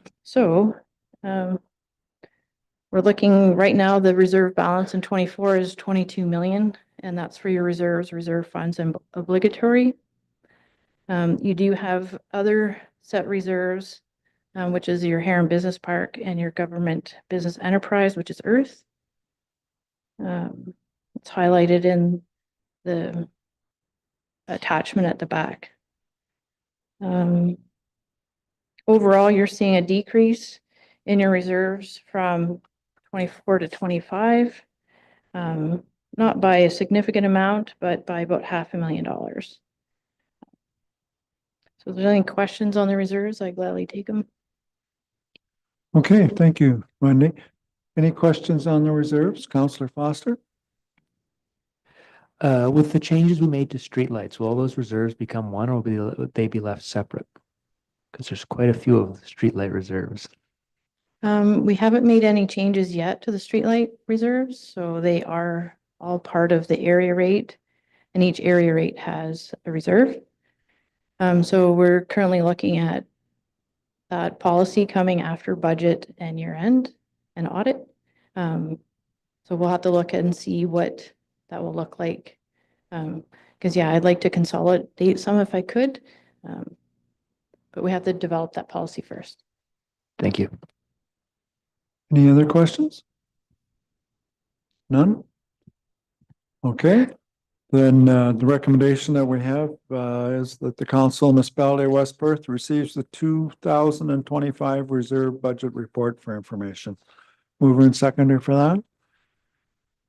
Moved by Councillor Vink, seconded by Councillor Harold. All those in favor? Opposed, if any? That's carried. All right, and the next one is the 10-year capital plan. So this report, you'll notice you would have received some printouts on your desk. I just felt like it would be easier to read them and make notes on paper. But essentially, this is just a plan that nothing in here is like approved from 26 onward. So 25 would be, it's in your part of your budget. But we use this report as a planning tool. So a couple things to note is that staff, when we looked at it, we definitely see that with some of the reports coming, it will change this plan. And so some of those plans are your Trails and Rec Master Plan, your Building Condition Report, your Water Wastewater Financial Plan, your OSIM report, which is your Bridge Condition Report, your camera inspection for linear infrastructure, your asset management plan, and your fire master plan. And so this is just a point in time picture of where we're at. Some things are put in here as a placeholder. You'll note in the report, it talks about some spike years. So those spike years are 27, 28, 30, and 32. So some of the costings for those projects Because they're a little farther out, they're harder to project. And so they are just placeholders. And I think once we get some of the other reports, like the building condition report, especially for the arena, it will help guide us where we're going. But the placeholder of 15 million is just a placeholder. It just identifies that there's a need. And then once we get the plan, we'll be able to choose a direction. So you're same with your waste water treatment plant. A lot of things are dependent on outcomes for that. So just know that this is just placeholder values from 26 forward. 25 is approved. The report definitely talks about different years and what we're seeing. Definitely $6 million seems to be the average year for capital investment.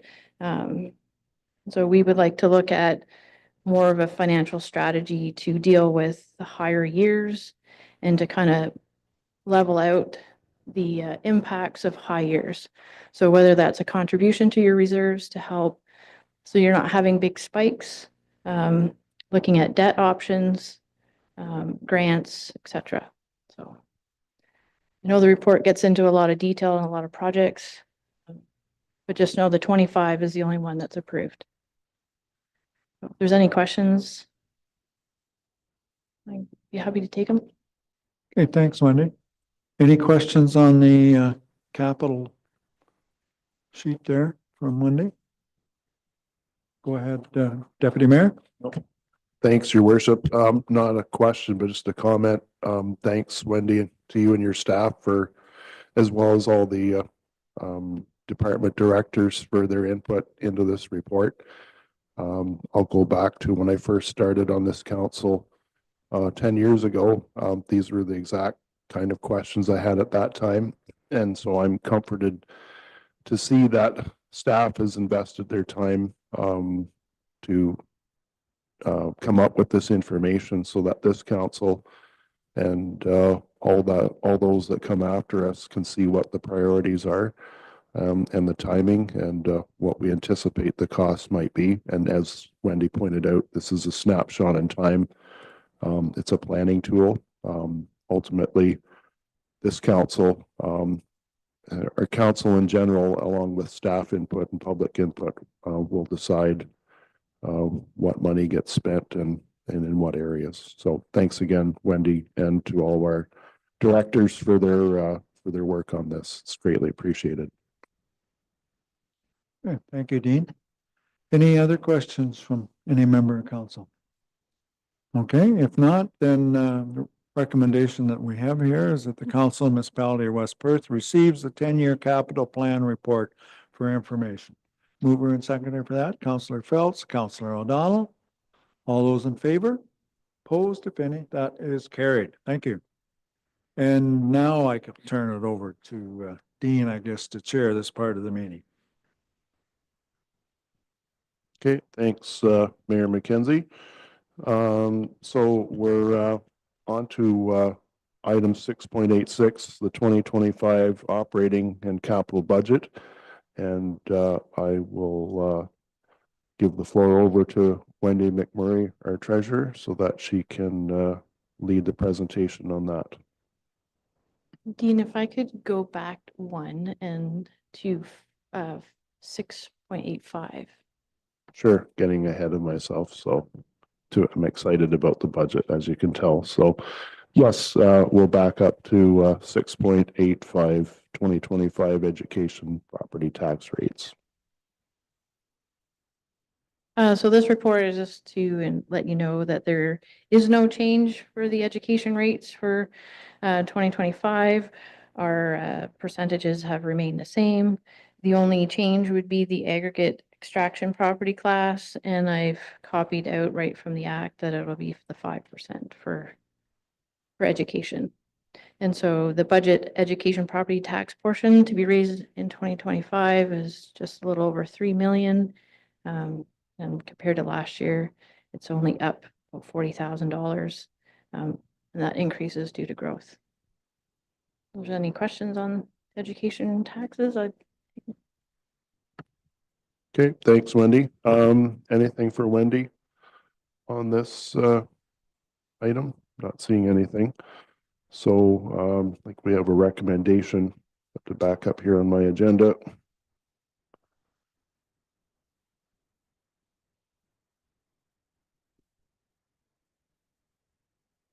course, it's not working.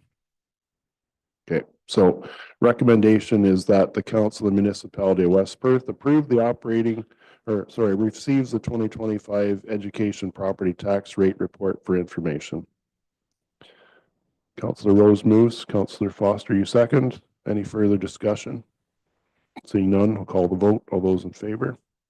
It's carried. Thank you. Okay, now 6.8.6 2025 operating and capital budget. Go ahead, please, Wendy. so the last meeting I brought forward, nothing has changed. So we are looking at an increase of the levy of $926,550, which is an 8.32% tax increase and a 8.32 levy increase and a 6.8 tax increase. So we had also looked at the last 5 years, and we're averaged about 7% each year. I think inflation and some of our third-party costs really contributed to those increases. So some things to highlight in this year's budget is the operating budget this year so we were able to separate the operating capital budget in our software and do salary plan. So we have 3 budgets. So your salary plan goes into your operating budget, and then your capital sits separately right now, and then we consolidate it once it's approved. And then all the variances will be based on the consolidated budget. And so when we looked at the breakdown, the operating budget is contributing $298,577 towards capital. And then your capital budget is $1.2 million. So because the operating is contributing to that, it's reducing it. And so that's where we get the $900,000 for the levy increase. So some of the items that we saw that increased on the operating side was definitely your salary and wages. It's one of your biggest expenses. So $6.7 million is your salary and wages, and that is equivalent to 67.95 equivalent full-time staff. Your OPP contract initially was a lot higher, but they provided relief. So that was good for this year's budget. Gravel costs, we saw an increase of $191,000 just in that agreement. Development charges, there was a phase-in of $94,000. The Upper Thames, there's an increase of $251,000. Additional revenue, so those would offset your expenses. We have just shy of $200,000 in property tax and supplemental billings. We've incorporated the 23 surplus of $53,000. We had increase in user fees and an increase in investment of $96,000.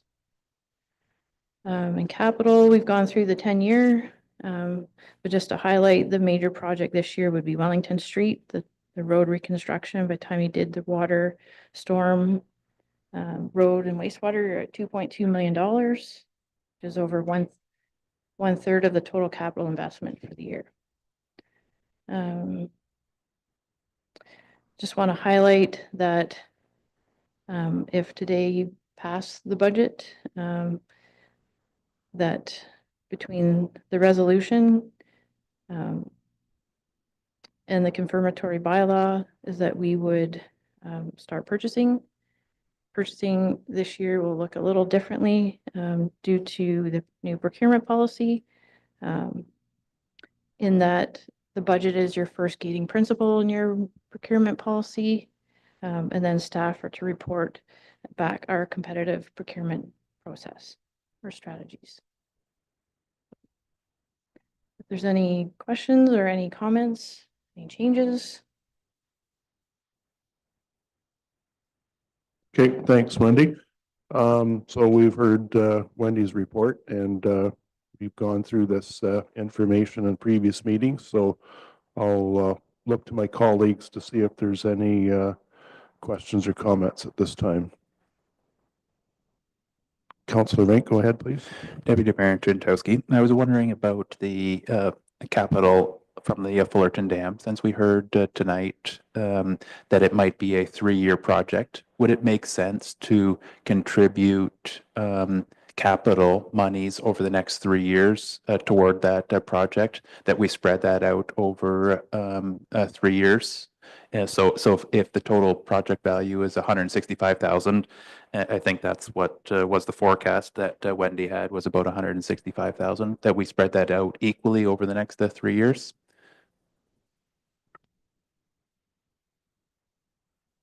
Well, Wendy, go ahead. So currently in the budget right now, you have $204,000 being contributed to the Fullerton Dam. And that's based on the Upper Thames budget. And so the dam costs that are in the report is from an older, it's from their sheets that haven't maybe been produced yet. And so they are forecasting out in a longer time period. And so the budget from the Upper Thames is $476,960 to the municipality of West Perth for 2025. With $204,564 towards the Fullerton Dam. Through you, Deputy Mayor Go ahead. Trentowski, but that doesn't jive with what we heard tonight in my mind, or the resolution that we passed tonight. I only have the Upper Thames budget information to go by.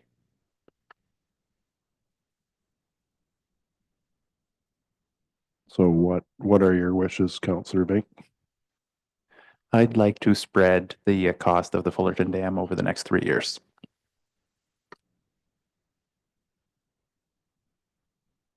So my question to staff would be, if we do that, what are the consequences of spreading it out? What happens if what happens if the authority requests the money sooner rather than the three whatever the time spread is?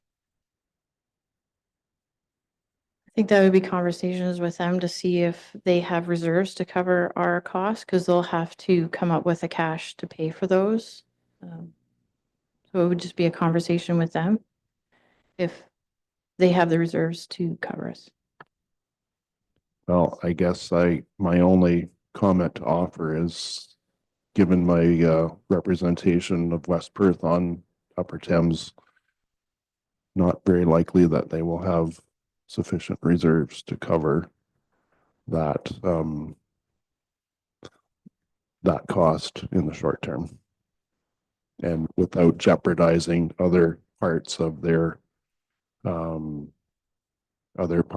capital program. And again, this item is West Perth item. So I don't think it would be proper to expect that the other member municipalities would pick up the difference, because we're the sole beneficiary 100% of this of these items. So I just offer that as information. Go ahead, Mayor McKenzie. Well, I guess, and certainly Wendy can maybe have a further conversation with Upper Thames, but I'm not opposed to Councillor Vink's suggestion. It's just that some years might be higher costs than other years, like if with the engineering and that involved, it might be higher in year 1 than it would be in year 2 or 3, or vice versa. So, you say we have 200 and some thousand in there now. We're likely okay for the first year or so, but for the second and third year, we could maybe, tweak that a bit. And like you said, we could spread it over. I'm just a little reluctant to take the total bill and divide it into 3 equal parts, because we might be running ourselves short in one of the 3 years. I don't know. but they could maybe clarify that with you, Wendy, and then we could. But with the amount of money that's in there this year, I think we're okay for this year anyways. There's also going to be costs associated to the Mitchell Dam coming. So they'll be making a similar presentation that they did tonight on the Fullerton, but on for Mitchell. And just knowing some of those costs that we've discussed, I would say you probably should leave the funds there. Anything further? No, I guess the only other thing as the conversation was progressing there, we did hear about applications for WECI funding in the previous presentation. So how that works is that the application for the WECI funding can be contingent on the amount of money that the authority already has in hand in order to maximize their ability to leverage the most WECI dollars possible. I'll say it this way, they need to have the money up front. So although it may seem painful to pay the money now, it could be advantageous later on to leverage as much WECI funding as possible. And the WECI program it's broken down into a 2-year cycle so that it gives the authority a wider time window to get their application in and receive the funding and not be under pressure to use that funding right away. They get another year's grace to put the project into motion and use the money. So I think that's probably why you're seeing a discrepancy between figures, is that typically the Upper Thames obtains the money from the member municipality up front so that they hold it and then make the application for the WECI funding and try and leverage as much funding as possible that way.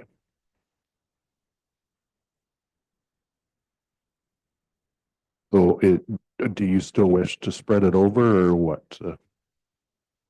We'll concede to the original plan. Okay, thank you.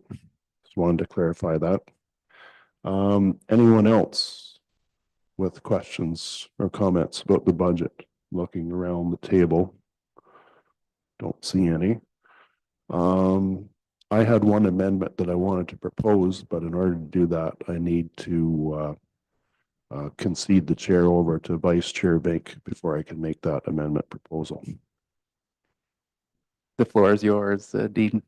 Okay, thanks, Councillor Bink. Just another friendly amendment. It has to do with the road grader that was sold. I believe Wendy could probably confirm the actual number. The sale value was budgeted originally at 80,000. The actual purchase price was less than that. I believe it was 48,500. So that would leave a difference of $31,500 from our original plan from a year ago. So my amendment would be to add the difference, approximately 31,500, to the 2025 levy and assign that money to the fleet equipment reserve account accordingly.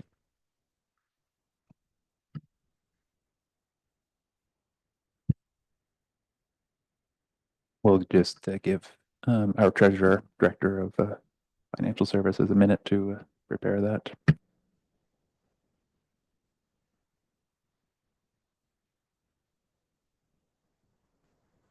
So that was an additional 31,500 as a contribution? Yes, yeah, added to the levy so that that money could be drawn from the levy and then assigned to the equipment reserve account. Okay. And to make up the difference in the price, and then to also assist with bringing that account into the black.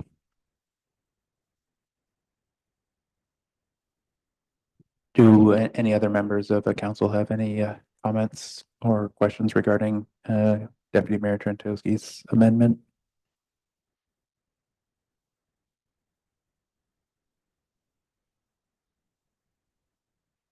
Go ahead, Steve. I think that amendment makes sense. We were basing things on those figures originally and we weren't able to achieve it. So in order to get back to where we wanted to be originally, that only makes sense that we put that money back. Would you like to know the numbers? Could you also, at the same time, Wendy, point to the overdraft maybe in the previous report? Maybe we could scroll to that reserves overdraft section. So that's page 100, well, 675 of our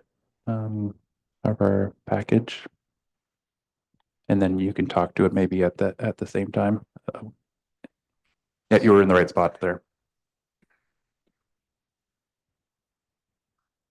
If you keep going down and down some more. It's down in some the more. attachment. Right there. Microscopic. So yeah, the negative balance, we would start with negative 24,851. That red number there, yeah. By the time we do the contribution back, without any changes, you're at 319,000, but with this would add another 31,000 to the 319. So at the end of 24, we're in the red, but we are making contributions in the budget for 2025, and Deputy Mayor Trentowski is proposing an additional contribution to increase it even further from the balance that we're Yep. proposing. So 319 and change plus the 31.5 would be the balance. Could you then highlight what the impact then on the levy and taxes would be? Yep. Please. So your levy would change to $358,050.95, which results in a levy increase of 8.6 and a tax increase of 7.08.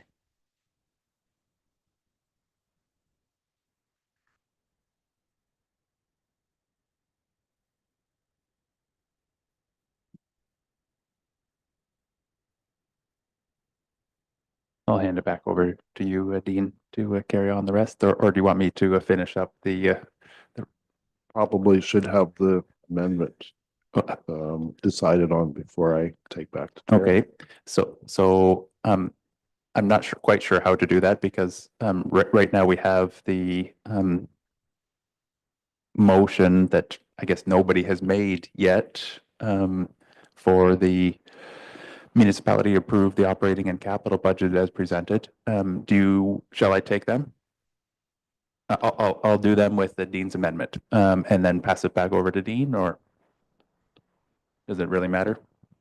Okay, that the municipality of West Perth approve the operating and capital budgets as presented, along with the deputy mayor's amendment to increase the tax rate to a 7.08.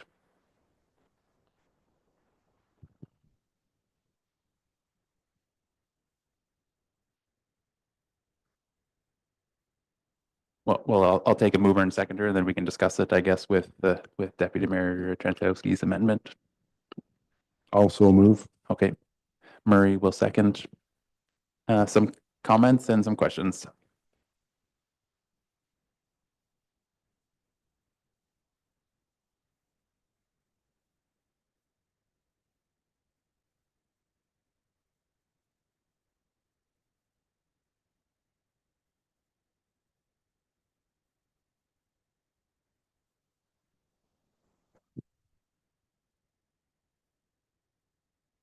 Shall I take the vote then? All right, all those in favor? Opposed? That's carried. And then maybe I'll hand it back over to Deputy Mayor Trentowski to do the directing staff to prepare the budget bylaw and property taxes portion of that recommendation. Okay, thanks, Counselor Vink. So the other remaining recommendation is that the West Perth Council directs staff to prepare the budget bylaw subject to the completion of the Perth County tax policy and budget approval. Looking for a mover and seconder. Moved by Counselor Phelps, seconded by Counselor Rose. Any discussion? Seeing none, I'll call the vote. All those in favor? Opposed, if any, that's carried. Thank you.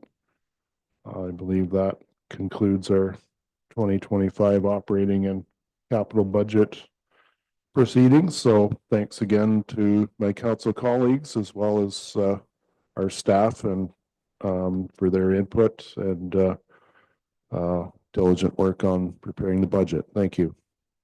And at this time, I will turn the chair back over to Mayor McKenzie.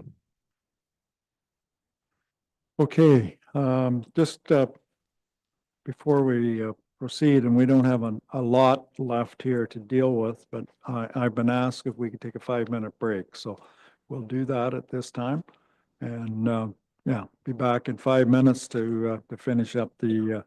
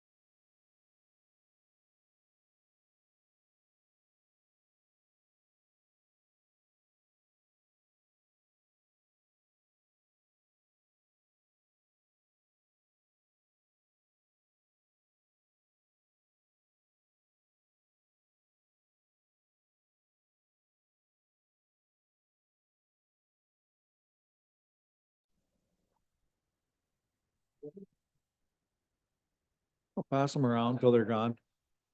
Pass them around. Take one, send them. Okay, carrying on.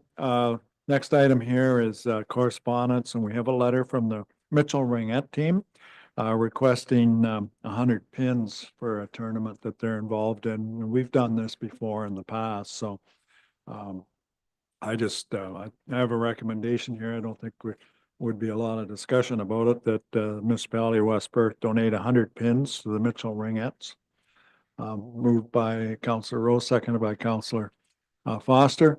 All those in favor? Opposed, if any? That's carried. Maitland Conservation, their annual meeting is on February the 19th. I guess if anybody wants to go, just let Dan know and we'll notify them about that. Upper Thames, the agricultural sector representative. And we've got this on here. If you know of anybody that would probably be a good rep on there, if you can maybe mention it to Dan, and then we can contact them. You have to apply online to get in there, but I'm sure there's some good people that would be worthwhile to put on there if we could twist their arm and convince them to do so. So I think that's about all we can say there. Is just if you know of somebody, approach them and or give their name to Dan, and we can contact them and tell them what's involved. You have anything further, Dean, to add to that? Like we've got your letter there, so. So the recommendation coming out of that is that the municipality of West Perth accept the correspondence as information. Mover and seconder for that, Councillor Phelps, Councillor Harold, all those in favor? Opposed, if any? That's carried. The First Impressions Community Exchange. Dean, that's yours. Thanks, Mayor McKenzie. So what this is it was done through West Perth Economic Development Committee in conjunction with the Ministry of Rural Affairs and with assistance from Justin Diaz at Perth County Economic Development. So what it is just like the name suggests, it's a community exchange. This was done in September of 2024 with members of North Middlesex. And the idea is that a group from West Perth went to North Middlesex, namely the town of Park Hill, to explore their community and come up with our own first impressions of the community and relay that information to our North Middlesex counterparts, and likewise the North Middlesex people did that with us. So the actual physical visits to both communities were completed in September, October, and then we had a follow-up Zoom meeting on Wednesday, November 27th. And as I mentioned, Serena Viola from the Ministry of Rural Affairs chaired that meeting. The West Perth attendees are listed on my report. Justin Diaz, Becky DeWettering from our West Perth staff, and members of our Economic Development Committee, Coralie Foster, Marty Rops, Viola Lang, Greg Wise, and yours truly. So from North Middlesex, we had 4 people participate. Felicia Christa, their Economic Development and Communications Coordinator. Brandon Drew, the Director of Economic Development and Community Services at North Middlesex. And then 2 other community members, Sheila Morrison and John Womberket. So getting down to the items identified by the North Middlesex contingent, the 5 positive features of West Perth. The first was the architectural features of the older century homes. They said that brings about a real small town feel to our community. Second, they were quite impressed with the great business variety. And to quote one of the North Middlesex members, they said that we have everything we need. Also commented on the ample parking downtown, excellent green spaces, and unique downtown shops. Specific comments again, quoting the North Middlesex people, there's more to Mitchell, and what they meant is that they didn't realize how many different things that the community has to offer to residents as well as to visitors. They commented that Mitchell and West Perth seem to be an affluent town that is well planned out with clear strategic direction. They were impressed with the layout of the downtown, sidewalks, lots of parking. Remembrance Day banners and the poppy display was up at the time of their visit, and they thought that was very well done. They were impressed with the youth center. They thought that was an excellent part of the downtown, and they made positive compliments about the activity flyer board that they keep posted outside the youth center door. They were impressed with stores like Jillian's, both the exterior and interior appearance. To quote, it's a really cool store. Impressed with the architecture downtown, particularly one of the buildings on St. Andrew Street across from the youth center behind the CIBC. And part of these visits is for people to go inside the businesses. They were quite impressed with the historic displays that are contained inside the Fost Home Hardware with some of the old newspapers and memorabilia from the past. They also commented on opportunities for improvements. They said at the youth center that seemed to be a great opportunity to create a mural on that building facade. They were impressed to see different job opportunities advertised as being available throughout the community, such as at Lactalis and West Perth Village. They were quite impressed with the animal zoo. Their comment was that it was cute but not well advertised. They thought that more could be done to advertise that as an attraction in the community. The information center, a great location, easy to find at the crossroads of 23 and Highway 8. They like the availability of the public washrooms and picnic tables at the information center site. They were very impressed with the administration building and fire hall. One of the members called it stunning. And this is coming from Park Hill, where they also have a brand new admin building and fire hall. So that was a noteworthy comment that was made. The OPP building, they said that's a positive presence to have it downtown, beneficial for community safety. Very impressed with the parks. Clean, well lit, lots of parking was their comment. Trails and wetlands were phenomenal and very well integrated and well managed. They took note of the Perth Care for Kids facility, noting how the child care is integrated with the schools and the playing fields at the Upper Thames site on Francis Street. Generally, streets are clean and well lit. All of the entrances into Mitchell itself looked attractive, particularly taking note of the Howie Moran signs. So credit to Councillor Phelps and the 150 committee for seeing that those signs were revitalized recently.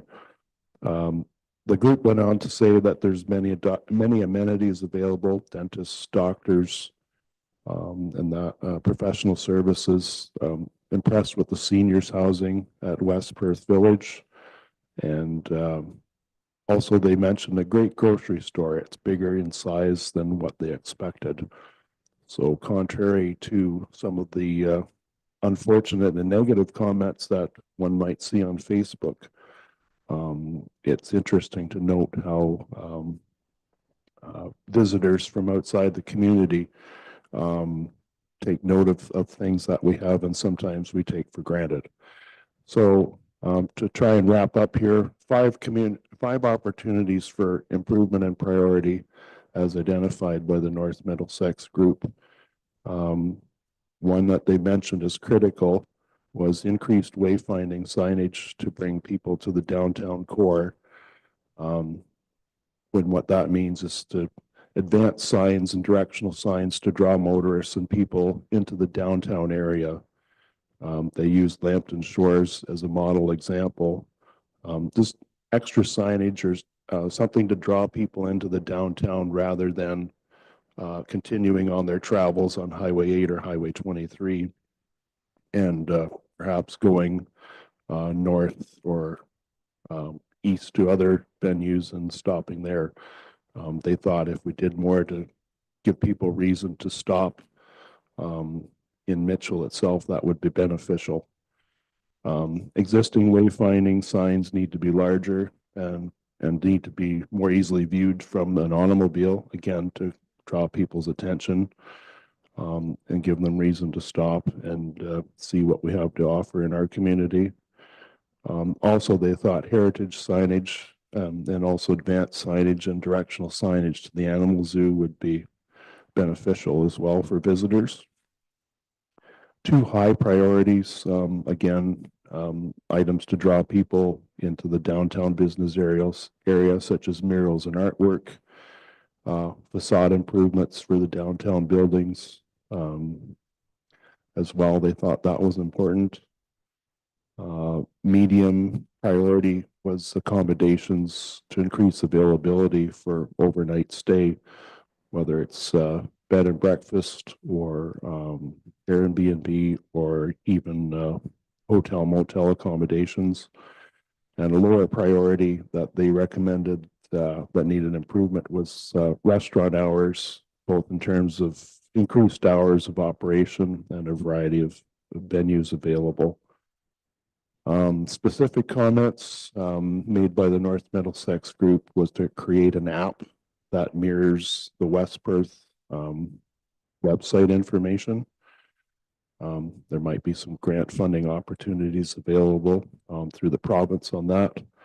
Another comment was to integrate and welcome new residents into West Perth, find out more about the demographics of new residents from the real estate board and direct your advertising accordingly to new residents. They also mentioned an information kiosk for newcomers could be posted at the information center. So in summary, our economic development group, as well as I should mention, I'd be remiss if I didn't, there were participants from the Mitchell BIA that were involved in this exchange as well. So there's multiple opportunities for initiative collaboration between our BIA, our Environment Committee, our Heritage Committee, Economic Development, as well as local service clubs and local business. So with that in mind, at our next West Perth Economic Development Committee meeting, which will be scheduled later for this month, we've invited all of our council members as well as all of the aforementioned groups to meet together and go over this report one more time and come up with some collaborative ideas that we can act on, such as the ones that are suggested by the North Middlesex Group, but also carrying on the momentum of the Mitchell 150 celebration that we had, and possibly seeing if there's other things that we can do in the future that would continue the community collaboration and community spirit that we had at Mitchell 150 and kind of carry that through into other areas of the the community on a regular basis. So I just wanted to bring this report to council's attention and invite everybody to our upcoming Economic Development Committee meeting where we can discuss it further. Okay, thank you, Dean.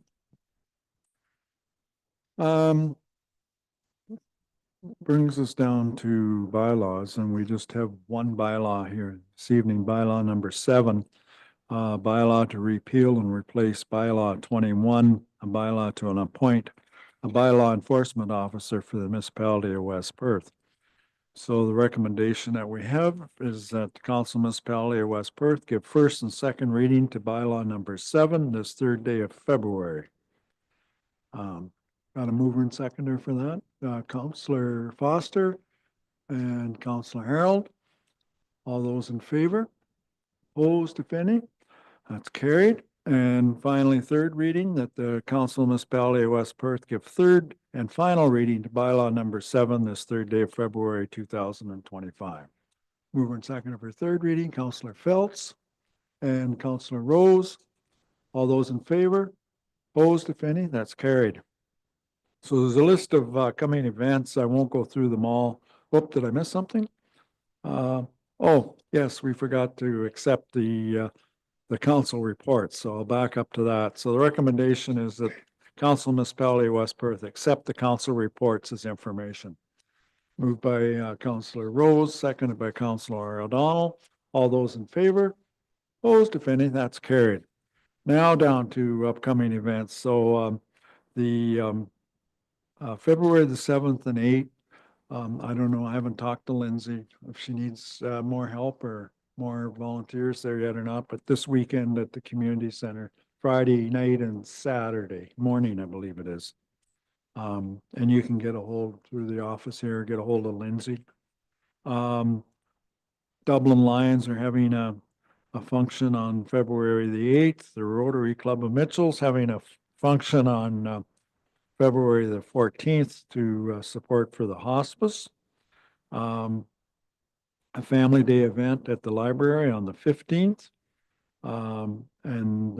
It's not at the library, it's at the municipal office, but the library is sponsoring it. And the 17th is a family day. There's a pancake luncheon at Knox Church on the 17th as well. And we have a regular meeting on the 18th.